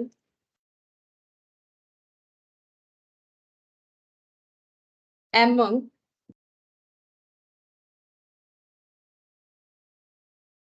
A, B and Y in ratio, कौन से रेशियो में होगा, ये देखो हम लोग कैसे डिस्ट्रीब्यूट करने वाले हैं, हम लोग वाई ए बी, क्योंकि देखो हम लोगों ने भी ना इसी पैटर्न पे ही लिख रखा है तो प्रॉब्लम नहीं है। वाई ए बी मैंने लिखने के टाइम ए बी वाई लिखा है, उससे कोई फर्क नहीं पड़ेगा। हम लोग रेशियो ऐसे एक काम करते हैं, आगे वाई लिख देते हैं तो क्या होगा ना, रेशियो जब लिखेंगे तो कोई प्रॉब्लम नहीं होगा। वाई ए एंड बी जैसे यहाँ पर प्रेजेंटेशन है वैसे ही कर दिया, अब रेशियो भी वैसे ही बनेगा 25, 40 और 35। परसेंटेज का मतलब 25/100, 40/100 और 35/100, और हर एक जगह से 100 100 100 कैंसिल आउट, तो कितना बचेगा, 5 से डिवाइड करो, 5 5 8 40 और 5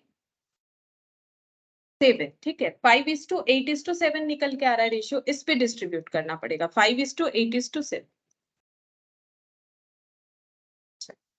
तो 8 + 7 कितना होगा, 15, 15 + 5 20, ठीक है। तो 20 से अगर हम लोग डिवाइड करते हैं, खर्चा कितना है ये देखो, एक्स डिपार्टमेंट का, यहाँ पर एक्स का खर्चा हम लोग क्या कर रहे हैं, expenses of service department x, उनका खर्चा हम लोग डिस्ट्रीब्यूट करेंगे बाकी में। तो यहाँ पर कैसे लिखना पड़ेगा प्रेजेंटेशन में, यहाँ पर हम लोग 2 लाख नेगेटिव में दिखाएंगे। ये क्यों दिखा रहे, क्योंकि ये अपना खर्चा बाकी लोगों को जो है डिस्ट्रीब्यूट करते रहे, मतलब इसका खर्चा 0 हो जाएगा, इसीलिए इसको नेगेटिव में दिखाना है। ये पहले वाला जो मेथड था उसमें ऐसा नहीं था, ठीक है, उसमें भी 0 हो रहा है। उसमें भी अगर चाहो तो देखो, उसमें भी ऐसे कर सकते थे हम लोग, जैसे यहाँ स्टोर डिपार्टमेंट लिख लिया, यहाँ टाइम कीपिंग एंड अकाउंट्स का डिपार्टमेंट लिख लिया, यहाँ पावर का लिख लिया, यहाँ कैंटीन का लिख लिया, लिख सकते हैं। फिर यहाँ पर जो सर्विस डिपार्टमेंट है, सॉरी स्टोर का कितना था, टोटल स्टोर का था 4 लाख, यहाँ पर जैसे 4 लाख लिख लिया, ठीक है। यहाँ पर 3 लाख था तो यहाँ पर 3 लाख लिख लिया, ठीक है। अच्छा, यहाँ पर पावर का था 1,60,000, यहाँ पर 1,60,000 लिख लिया, यहाँ से देख देख के लिख रहे हैं, यहाँ पर 1 लाख लिख लिया, ठीक है। अच्छा, अब जैसे हम लोग 4 लाख को यहाँ डिस्ट्रीब्यूट किए तो ये 4 लाख यहाँ से माइनस कर सकते हैं, ठीक है। फिर यहाँ से 3 लाख माइनस कर सकते हैं, फिर यहाँ से 1,60,000, तो ये प्रेजेंटेशन हम लोग कर सकते हैं, ठीक है। लेकिन इसमें लिखना इतना नेसेसरी क्यों नहीं है, क्योंकि यहाँ पर वैल्यू से कोई डिपेंड नहीं करेगा। सभी डिपार्टमेंट अपने पर्टिकुलर बेसिस पे खर्चे प्रोडक्शन डिपार्टमेंट में ट्रांसफर करेंगे आगे, मतलब फर्स्ट प्रायोरिटी सेकंड प्रायोरिटी का कोई भी यहाँ पर बात नहीं। लेकिन यहाँ पर है, यहाँ पर क्या है, जिसका वैल्यू ज्यादा होगा उसका डिस्ट्रीब्यूशन पहले स्टार्ट होगा, इसीलिए हमें ये जो है लिख लेना जरूरी है। तो यहाँ पर मैंने सर्विस डिपार्टमेंट का इसीलिए लिख लिया। अब देखते हैं ये कितना हो गया, ये हो गया 20, 2 लाख डिवाइडेड बाई 20 करने से हो जाता है 1 लाख, 1 लाख इंटू 5, 1 लाख होता है कि 50 होता है, 2 lakh divided by 20, 10,000, 10,000 into 5, 50,000, 10,000 into 8, 80,000, 10,000 into 7, 70,000। ये क्या निकला, ये खर्चा अपना बोल रहा है कि हम वाई को अपने खर्चे का 50,000 प्रोवाइड कर रहे हैं, और ए को 80,000 और बी को 70,000, ठीक है। अब हमें क्या कर लेना है, इसका यहाँ पर क्लोज कर देना है एक बार, ठीक है। तो ये नील हो गया ये वाले डिपार्टमेंट का, यहाँ पर कितना हो जाएगा, 2 लाख टोटल, क्योंकि वाई का तो अपना इतना था ही, और एक से सर्विस लिया इसलिए एक्स ने उसके हिस्से का इतना प्रोवाइड किया, ठीक है। इनका 3,80,000 ए डिपार्टमेंट का, और बी का हो जाएगा 3,90,000, ठीक है, 3,90,000। अच्छा, अब नेक्स्ट क्या करेंगे, वाई डिपार्टमेंट जो एक सर्विस डिपार्टमेंट है ये अपना खर्चा डिस्ट्रीब्यूट करेगा, लेकिन किसको करेगा, ए और बी को, एक्स को नहीं करेगा, क्योंकि वो एक्स को सर्विस प्रोवाइड नहीं करता है। और अगर ऐसा होता फिर ये मेथड से तो हम लोग कर ही नहीं पाते, क्योंकि ये मेथड तभी एप्लीकेबल होगा जब एक सर्विस डिपार्टमेंट दूसरे को सर्विस प्रोवाइड करेगा लेकिन दूसरे से सर्विस नहीं लेगा, ठीक है। तो इसमें देखो एक ऐसा डिपार्टमेंट निकल के आ गया जो प्रोडक्शन के साथ साथ वाई को भी सर्विस प्रोवाइड कर रहा है, इसका मतलब कंफर्म है कि वाई एक्स को नहीं कर रहे, तभी हम लोग इस मेथड से कर पा रहे हैं। यहाँ पर लिखेंगे expenses of department Y apportion among A and B in ratio, कौन से रेशियो में होगा, ए और बी में, देखते हैं। 40 और 60, मतलब इसका 40/100, 60/100, 100 100 कैंसिल आउट, तो 10 से डिवाइड कर दो, 4:6, और इसको भी हम लोग 4:6 में भी कर सकते हो, या फिर 2 से डिवाइड करके और भी सिंप्लीफाई कर सकते हो, ठीक है। अब कौन सा खर्चा डिस्ट्रीब्यूट होगा, देखो यहाँ पर ये देखो y अपना खर्चा किस में डिस्ट्रीब्यूट करेगा, a और b में, x में तो नहीं दे सकता है, तो x में यहाँ कुछ नहीं होगा, y का जो है टोटल खर्चा डिस्ट्रीब्यूट करना पड़ेगा, ठीक है, इस बात का ध्यान रखो, y का 1,50,000 डिस्ट्रीब्यूट नहीं होगा, y का टोटल खर्चा हुआ 2,00,000 जो कि वो a और b को प्रोवाइड करेगा, क्योंकि y ने x से सर्विस लिया था, इसीलिए उसका खर्चा ये खुद का किया हुआ, ये दूसरे से सर्विस लिया हुआ, तो इसका टोटल खर्चा इतना बना, तो टोटल खर्चे को डिस्ट्रीब्यूट करना पड़ेगा, तो यहाँ पर हम लोग 2,00,000 का डिस्ट्रीब्यूशन दिखाएंगे, 2,00,000 डिवाइडेड बाई 10, 20,000, 20,000 इंटू 40, 80,000 और 20,000 इंटू 60, 1,20,000, ठीक है। अच्छा, अब हम लोग इसका अगर टोटल कर लेते हैं, सेकेंडरी डिस्ट्रीब्यूशन कंप्लीट, ठीक है, टोटल करते हैं, देखो ये जीरो, ये जीरो, ये तो यहाँ पर भी होता, जैसे मैंने दिखाया, अगर तुम लोग इसका यहाँ पर कॉलम बनाते तो वो भी जीरो होता, जीरो करना ही तो है, तभी तो फिनिश गुड्स में ले जाके चार्ज करेंगे सारे खर्चे को, लेकिन एक प्रॉपर वे में। सेकेंडरी डिस्ट्रीब्यूशन तो इसीलिए किया जाता है क्योंकि ये सर्विस डिपार्टमेंट अपना खर्चा डायरेक्टली प्रोडक्शन में मतलब फिनिश गुड्स में अलॉट नहीं कर पाता है, इसीलिए फिनिश गुड्स के जगह ये क्या कर रहा है, पहले प्रोडक्शन डिपार्टमेंट को सर्विस जो है खर्चा वो ऐड प्रोवाइड कर रहा है, फिर प्रोडक्शन डिपार्टमेंट ऐड करके टोटल खर्चा फिनिश गुड्स में ट्रांसफर करता है, ये मैंने लास्ट दिन भी तुम लोगों को डिटेल्स में दिखाया था, ठीक है। तो यहाँ पर हो गया, ये दोनों को ऐड करेंगे तो इनका खर्चा बढ़ के हो गया 4,60,000 और ये हो जाएगा 5,10,000, ठीक है। तो ये देखो, ए का 3,00,000 ही दिख रहा था, ठीक है, बी का 3,20,000, लेकिन टोटल जाके हुआ 4,60,000 और 5,10,000, ठीक है, ऐसे करके होगा। तो ये हम लोग का कौन सा मेथड हो गया, ये हम लोग का हो गया ये वाला स्टेप मेथड्स और नॉन रेसिप्रोकल मेथड, ठीक है, स्टेप मेथड या फिर इसे हम लोग बोलते हैं नॉन रेसिप्रोकल मेथड भी बोला जाता है। अच्छा, अब हम लोग पढ़ेंगे रेसिप्रोकल सर्विस मेथड, तो नाम से ही पता चल रहा है रेसिप्रोकल मतलब रिवर्स होता है, जैसे 2 का रिवर्स 1/2, 5 का रिवर्स 1/5 या फिर 3/5 का रिवर्स 5/3, इसको रेसिप्रोकल बोलते हैं। रेसिप्रोकल मेथड में क्या होगा, यहाँ पर देखो, reciprocal service method,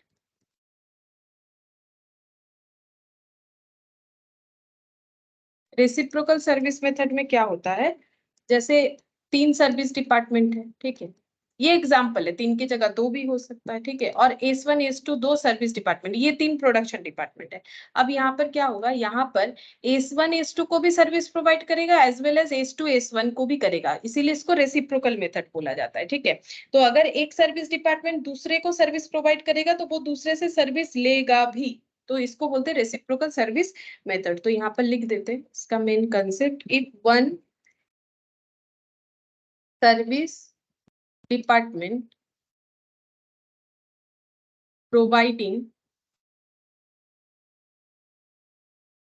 service to another service department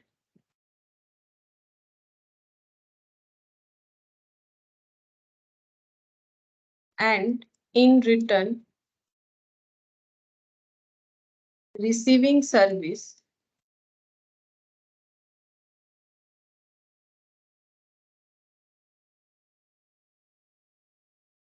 from that department.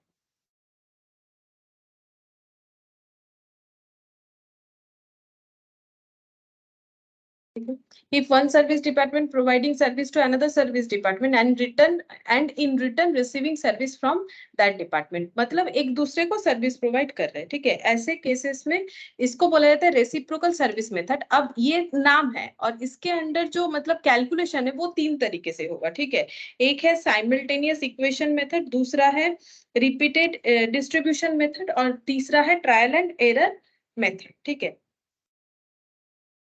अच्छा, तो इसमें सबसे पहले हम लोग साइमल्टेनियस इक्वेशन मेथड देख लेते हैं।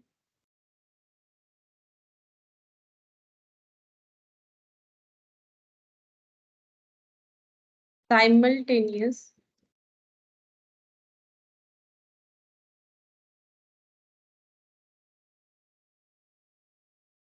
साइमल्टेनियस इक्वेशन मेथड, ठीक है, मतलब इसमें हमें इक्वेशन बनाना है, ठीक है, इक्वेशन का मतलब हो जाएगा इधर कुछ डेटा रहेगा, ठीक है, इक्वल टू इधर कुछ डेटा रहेगा। ऐसे स्टेटमेंट को मैथ्स में इक्वेशन बोला जाता है। तो हमें इक्वेशन बिल्डअप करके क्वेश्चन को सॉल्व करना पड़ेगा, ठीक है। तो इसमें हम लोग क्या कैसे करेंगे, देखो यहाँ पर एक एग्जाम्पल से करते हैं। इसमें पहले लिख लेते हैं, इसका स्टेप्स लिख देते हैं। स्टेप 1 में क्या करना पड़ेगा, the cost of service department are ascertain. मतलब प्राइमरी डिस्ट्रीब्यूशन हो जाना चाहिए सर्विस डिपार्टमेंट का, ठीक है। फिर step 2, these cost are then redistributed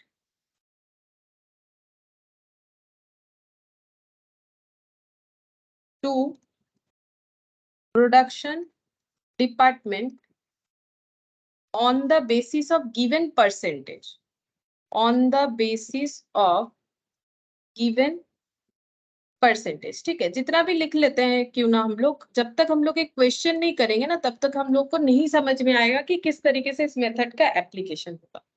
तो देखो, साइमल्टेनियस इक्वेशन मेथड हम लोग ये वाले क्वेश्चन से कर सकते हैं। इलस्ट्रेशन 3, ठीक है। यहाँ पर क्या दिया है, देखो 3 सर्विस डिपार्टमेंट है, बॉयलर हाउस, पंप रूम, नहीं सॉरी 2, ठीक है। और ये खर्चा दिया हुआ, ये कौन सा खर्चा है, ये खर्चा अगर एलोकेटेड है तो ये कौन सा खर्चा है, ये प्राइमरी डिस्ट्रीब्यूशन करके आया होगा, ठीक है।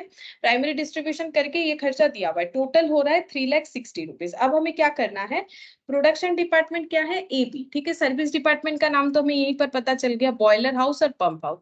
अब ये क्या करना है, एक्चुअली सर्विस डिपार्टमेंट क्या करेगा, अपना खर्चा प्रोडक्शन डिपार्टमेंट में ट्रांसफर करेगा। तो देखो बॉयलर हाउस जो है वो ए डिपार्टमेंट को 60% सर्विस प्रोवाइड करता होगा, इसीलिए बोला था क्वेश्चन में कि गिवन परसेंटेज पे ही हमें खर्चे को डिस्ट्रीब्यूट करना है। तो बॉयलर हाउस अपना खर्चा का 60% ए को और 35% बी को प्रोवाइड करता है, पंप रूम को 5%, ठीक है। ऐसे करके अगर हम लोग रीड करते हैं, और पंप रूम जो है 10% ए को, 40% बी को और बॉयलर हाउस को 50%। इससे हमें ये कंफर्म हो जाता है कि ये डिपार्टमेंट, सर्विस डिपार्टमेंट एक दूसरे को सर्विस प्रोवाइड करता है। इसका मतलब ये रेसिप्रोकल डिस्ट्रीब्यूशन मेथड में आएगा। और रेसिप्रोकल डिस्ट्रीब्यूशन मेथड में हम लोग इसको कौन से मेथड से सॉल्व करें, हम लोग तीनों में से कोई भी मेथड में सॉल्व कर सकते हैं। अभी जो करने वाले हैं साइमल्टेनियस इक्वेशन मेथड, और क्या होता है, और ट्रायल एंड एरर मेथड होता है, और एक होता है रिपीटेड डिस्ट्रीब्यूशन मेथड होता है, ठीक है। इस क्वेश्चन को तीनों मेथड से ही हम लोग सॉल्व कर सकते हैं, लेकिन हमें पहले ये तो समझना पड़ेगा कि मेन कौन सा मेथड हो रहा है, ठीक है।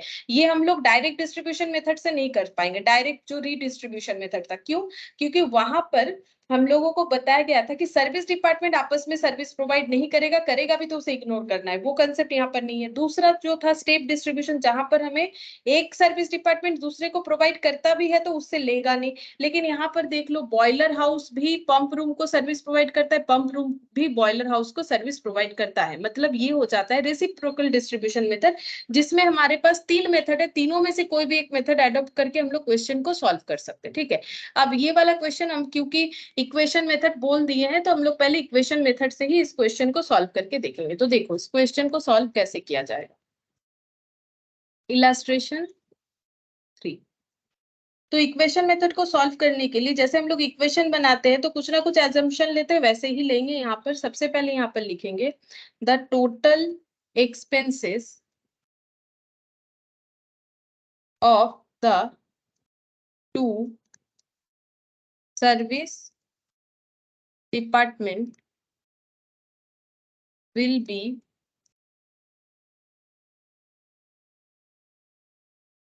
determined as follows. Let B stand for boiler house expense. Boiler house जो कि एक सर्विस डिपार्टमेंट है, उसके खर्चे को हम लोग बी मान रहे हैं, जैसे एक्स वाई माना जाता है, पी माना जाता है, तो बी मान रहे हैं। बी के जगह तुम लोग चाहो तो कुछ और भी मान सकते हो। And P for pump room expenses, pump room expenses. अच्छा, अब हम लोग इसको कैसे लिखेंगे, अगर बॉयलर हाउस का खर्चा टोटल बी है, तो बॉयलर हाउस का खर्चा क्या क्या है? एक तो उसका खर्चा है 3 लाख, ठीक है, बॉयलर हाउस का टोटल खर्चा है 3 लाख, प्लस यहाँ पर देखेंगे कि बॉयलर हाउस जो है कितना खर्चा प्रोवाइड कर रहा है हम लोगों का दूसरे सर्विस डिपार्टमेंट को, ठीक है। प्रोडक्शन डिपार्टमेंट का यहाँ पर बाद में कैलकुलेट करेंगे, पहले हम लोग ये साइमल्टेनियस इक्वेशन मेथड में ये देखना है कि सर्विस डिपार्टमेंट एक दूसरे को कितना सर्विस प्रोवाइड कर रहा है। तो बॉयलर हाउस का जो खर्चा है वो 3 लाख है, प्लस उसने जो है पंप रूम से जो मतलब खर्चा जो सर्विस प्रोवाइड लिया है, ठीक है, बॉयलर हाउस ने जो सर्विस लिया है पंप हाउस से वो है कितना, वो है यहाँ पर ये देखो, ये पंप रूम ने लिया है 50% बॉयलर हाउस से, बॉयलर हाउस ने पंप रूम से कितना लिया है 5%, ठीक है। अच्छा, तो इसका मतलब बॉयलर हाउस अपना खर्चा कितना चार्ज करेगा पंप रूम पे, क्योंकि बॉयलर हाउस जो है वो अपना खर्चा प्रोडक्शन डिपार्टमेंट के अलावा किस पे चार्ज कर सकता है, पंप रूम पे। और पंप रूम पे कितना करेगा वो डिपेंड करता है कि वो पंप रूम को कितना सर्विस प्रोवाइड किया है, कितना परसेंट सर्विस प्रोवाइड किया है। तो देखो बॉयलर हाउस जो है वो पंप रूम को जो सर्विस प्रोवाइड किया है वो है 50%, ठीक है, 5% नहीं। क्यों, देखो रीड कैसे करना है, ये क्या लिखा हुआ है कि बॉयलर हाउस जो है, ये देखो बॉयलर हाउस जो है इतना इतना परसेंटेज सर्विस, ये क्या है, ये दिए रखा है service provided bye boiler house, ठीक है, ये है सर्विस प्रोवाइडेड, और ये पंप रूम का service provided bye pump room, ठीक है। अब पंप रूम जितना सर्विस प्रोवाइड किया है उतना खर्चा वो बॉयलर हाउस से लेगा, तो बॉयलर हाउस अपना टोटल खर्चा कितना दिखाएगा, ये 3 लाख जो कि यहाँ पर क्वेश्चन में गिवन है, प्लस 50% ऑफ, ऐसे हो जाएगा, प्लस 50% ऑफ पंप हाउस का खर्चा यानी पी, ठीक है। मतलब समझो, हम फिर से बताते, ये वाला पॉइंट यहाँ पर मेन समझने वाला है। बॉयलर हाउस अगर अपना टोटल खर्चा बोलेगा तो वो कैसे बोलेगा, बोलेगा मेरा ये 3 लाख का खर्चा है। अब सर्विस डिपार्टमेंट को हम जितना सर्विस प्रोवाइड किए हैं, वो जितना सर्विस उससे लिए हैं, सॉरी प्रोवाइड नहीं, बॉयलर हाउस बोल रहा है कि मेरा टोटल 3 लाख का खर्चा है, प्लस मेरे ऊपर और कितना खर्चा ऐड होगा, मतलब ये वाला चीज, ये देखो यहाँ पर हम बताते हैं, यहाँ से देखोगे तो समझ जाओगे। ये देखो यहाँ पर क्या हुआ, यहाँ पर इसका जो 2 लाख का खर्चा था, ये जब डिस्ट्रीब्यूट करना स्टार्ट किया तो 2 लाख का पोर्शन यहाँ आया, और ये देखो 2 लाख का पोर्शन यहाँ आया, तो ये दो ऐड हो गया ना। तो वाई क्या बोल रहा है, वाई बोल रहा है मेरा 1.5 लाख तो था ही, प्लस 50,000 और भी मेरा खर्चा हो गया। सेम यही वाला चीज हम लोग यहाँ पर एलोकेट करेंगे, ठीक है। तो बॉयलर हाउस बोलेगा मेरा तो 3 लाख का खर्चा है ही, प्लस मैंने क्योंकि पंप रूम से सर्विस लिया है, तो पंप रूम मेरे ऊपर जो खर्चा चार्ज करेगा वो भी मुझे मेरे खर्चे में ऐड हो जाएगा। तो पंप रूम मेरे ऊपर कितना खर्चा चार्ज करेगा, 50%, उसके खर्चे का 50%, क्योंकि उसका जो भी खर्चा है उसका 50% उसने मेरी वजह से किया है, तो इसीलिए 50% ऑफ पी, ठीक है। और पी का जब टोटल निकालेंगे तो पी बोलेगा मेरा टोटल खर्चा तो है 60,000, प्लस जो बॉयलर है, ठीक है, जो बॉयलर हाउस है उसने मेरे वजह से जितना खर्चा किया है वो मेरे पे चार्ज करेगा, तो वो ऐड हो जाएगा, ठीक है। तो उसने मेरे वजह से कितना खर्चा किया है, बॉयलर हाउस बोल रहा है कि 5%, तो ये 5% यहाँ पर आ जाएगा, ठीक है। इस तरीके से इक्वेशन बनेगा, तो इसका हो जाएगा 3 लाख प्लस 50% मतलब 0.50 पी, और यहाँ पर हो जाएगा 60,000 प्लस 0.05, 0.05, और ये हो गया बी, ठीक है, 0.05, ठीक है, रुपीज। ये देखो ये भी रुपीज में है, ये भी रुपीज में, पूरे खर्चे का इतना। अच्छा, अब हम लोग इसको कैलकुलेट करेंगे, तो कैलकुलेट करके देखते हैं। तो हम लोग कैसे कैलकुलेट करेंगे, ये इक्वेशन 1, ये इक्वेशन 2 दे दिया। अब हम लोग पी का वैल्यू यहाँ पर पुट करके देख सकते हैं, ठीक है। तो यहाँ पर लिखते हैं सब्सटीट्यूटिंग, सब्सटीट्यूटिंग, कोई और मेथड से भी चाहो तो कर सकते हो, हम सब्सटीट्यूट मेथड कर रहे हैं। Substituting the value of P, the value of P या बी, कोई भी एक कर सकते हो, पी इन इक्वेशन 2, ठीक है। इक्वेशन 2 में हम लोग पी का वैल्यू प्रोवाइड कर रहे हैं, तो देखो पी इक्वल टू, नहीं हम तो बी का प्रोवाइड कर रहे हैं, तो पी इक्वल टू लिखेंगे 60,000 plus 0.05 P, P equal to 60,000 plus 0.05, B का मतलब कितना हो जाएगा 3 लाख, ये देखो बी का मतलब है 3 लाख प्लस 0.50 पी, ठीक है। अब सॉल्व करते हैं, 60,000 प्लस अच्छा 3 लाख का 5%, इसका मतलब 3 लाख इंटू 5%, तो ये आ गया 15,000। और 0.5 इंटू 0.05, तो 0.025 पी। ठीक है, तो पी इक्वल टू ये दोनों ऐड होने से हो जाएगा 15 और 60, 75,000 प्लस 0.025 पी। अच्छा, अब ये इधर आ जाएगा ट्रांसफर होके, तो P minus 0.025 P equal to 75,000। 1 minus कर देते हैं, 0.975, 75,000। Therefore, P equal to 75,000 divided by 0.975.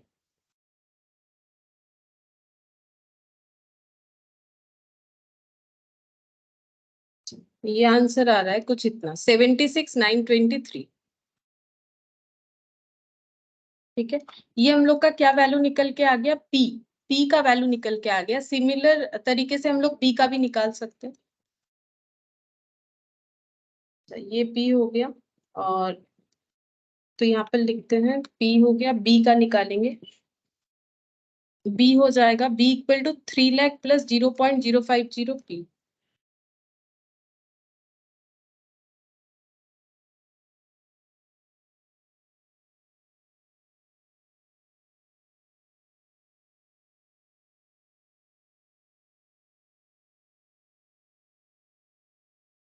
3 lakh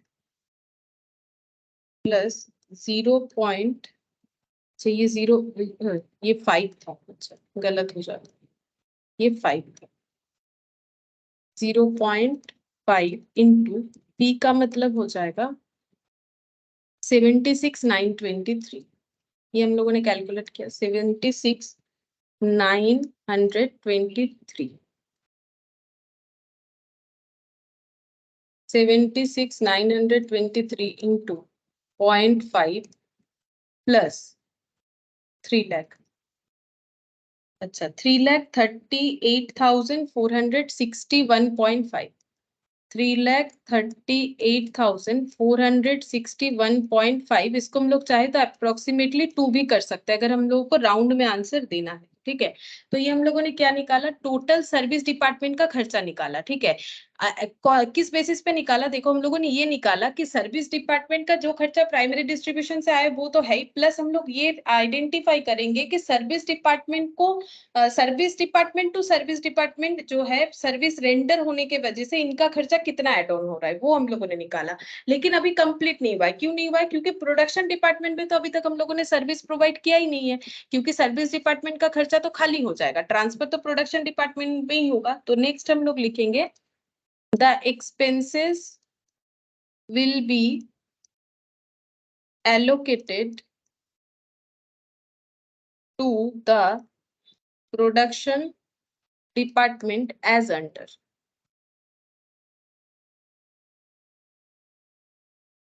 तो यहाँ पर लिखते हैं पर्टिकुलर्स और प्रोडक्शन डिपार्टमेंट। प्रोडक्शन डिपार्टमेंट दो था, ए और बी। ठीक है, तो सर्विस डिपार्टमेंट कौन कौन सा है, बॉयलर हाउस और पंप रूम। तो बॉयलर हाउस और पंप रूम। तो बॉयलर हाउस अपना टोटल खर्चा जो है उसका कितना परसेंट ए को ट्रांसफर करेगा, 60 और 35 के बेसिस पे हो जाएगा। तो बॉयलर हाउस का टोटल खर्चा ये आ गया 3,38,461.5 को अगर हम लोग 2 मान लेते हैं, तो यहाँ पर लिखेंगे 60% एंड 35% ऑफ 3,38,462। मैंने राउंड में कर दिया। ठीक है, तो यहाँ पर हो जाएगा इंटू 60%, 3,38,462 इंटू 60%, 203,077.2। 203,077 पॉइंट को इग्नोर कर देते हैं। अच्छा, दूसरा डिवाइडेड बाय 60% इंटू 40%, ठीक है, कैलकुलेट हो जाएगा 1, ये मेरा गलत आ गया शायद, 338,462 इंटू, ओ 35% है, मैंने 40% कर दिया इसी वजह से, 1,18,462, ठीक है। अब नेक्स्ट यहाँ पर करेंगे 10% और 40%, 10% एंड 40% ऑफ, ये कितना आया था, 76,923, 76,923, 76,923, इसका 10%, 76,92 इंटू 40%, 30,769, ठीक है। ये दोनों को टोटल करने से ये नहीं आएगा, देख लो शायद नहीं आएगा, क्योंकि ये प्लस 7,692 38 ये नहीं आएगा, इसीलिए नहीं आएगा क्योंकि देखो ये 10 और 40 मतलब इसका हम लोग सिर्फ 50% ही डिस्ट्रीब्यूट कर रहे हैं, बाकी 50% नहीं कर रहे। तो अगर तुम लोग इसका टोटल करके सोचोगे कि ये मिल जाएगा, मतलब हम ये कहना चाह रहे हैं ये दो डेटा का टोटल करके ये मिल जाएगा, या फिर ये दो डेटा का टोटल करके ये मिल जाएगा, ये पॉसिबल नहीं है क्योंकि डिस्ट्रीब्यूशन 100% तो नहीं हो रहा है ना, ये एक 100% वैल्यू, इसका हम लोग 1040 डिस्ट्रीब्यूट करें तो टोटल टैली कभी नहीं करेगा, मतलब इस तरीके से अगर हम लोग देखेंगे। बाकी कंसेप्ट हमारा एज इट इज है। फिर यहाँ पर हम लोग यहाँ पर टोटल लिखेंगे,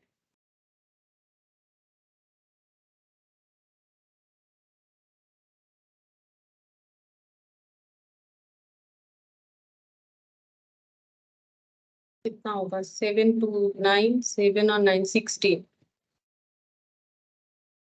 2 हो जाएगा, ठीक है। और ये हो गया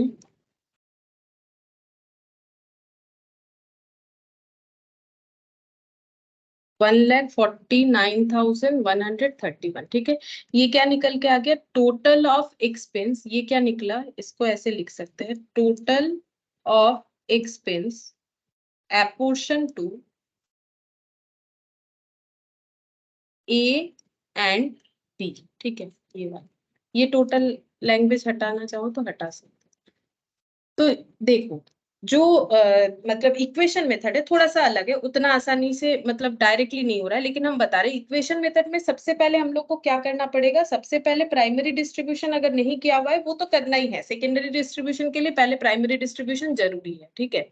और जब प्राइमरी डिस्ट्रीब्यूशन हो जाएगा फिर हमें क्या करना पड़ेगा, जो सर्विस प्रोवाइड, ये देखो the cost are then redistributed to production department on the basis of given percentage, वो तो हमें ये वाला मेथड बोल रहा है। लेकिन उसके पहले सर्विस डिपार्टमेंट जब जो एक दूसरे को सर्विस प्रोवाइड कर रहा है उसको भी ऐड करके हमें total expense in service department find out करना है। एक तो प्राइमरी डिस्ट्रीब्यूशन से हमें दे ही दिया है, लेकिन जैसे बॉयलर हाउस जो है पंप हाउस को सर्विस दे रहा है, पंप हाउस बॉयलर हाउस को सर्विस दे रहा है, इस वजह से वो एक दूसरे पे जो खर्चा चार्ज करेंगे वो कैसे पता चलेगा, बॉयलर हाउस पे कितना खर्चा चार्ज होगा ये बॉयलर हाउस कैसे पता करेगा, वो इस तरह से पता कर सकता है कि मैंने पंप हाउस से कितना परसेंटेज सर्विस लिया। तो ये देखो पंप हाउस ने 50% सर्विस प्रोवाइड किया, तो बॉयलर हाउस बोलेगा पंप हाउस का जो भी खर्चा आएगा उसका 50% वो मेरे से चार्ज करेगा।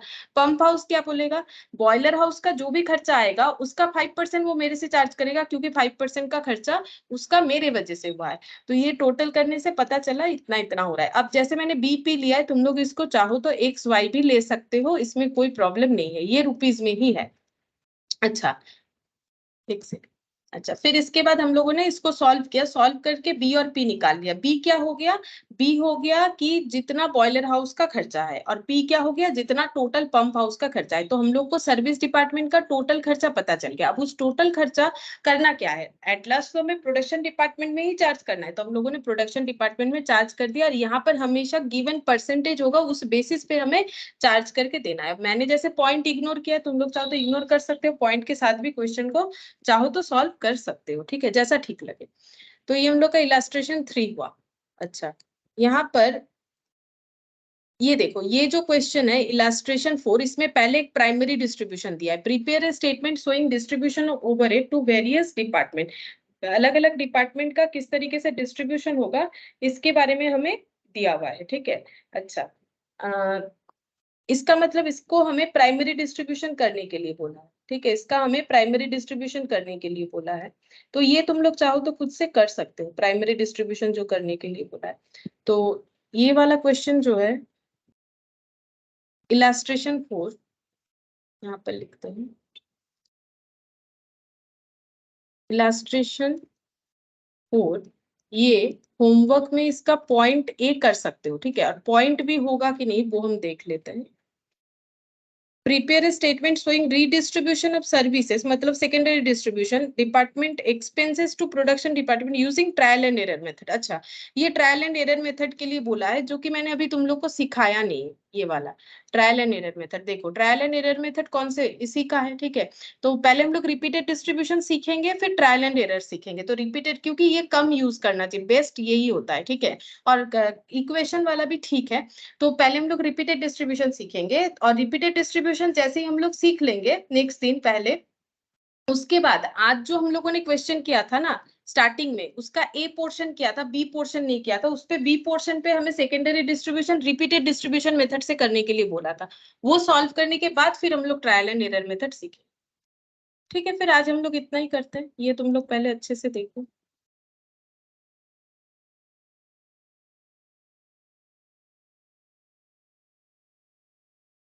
Bye ma'am.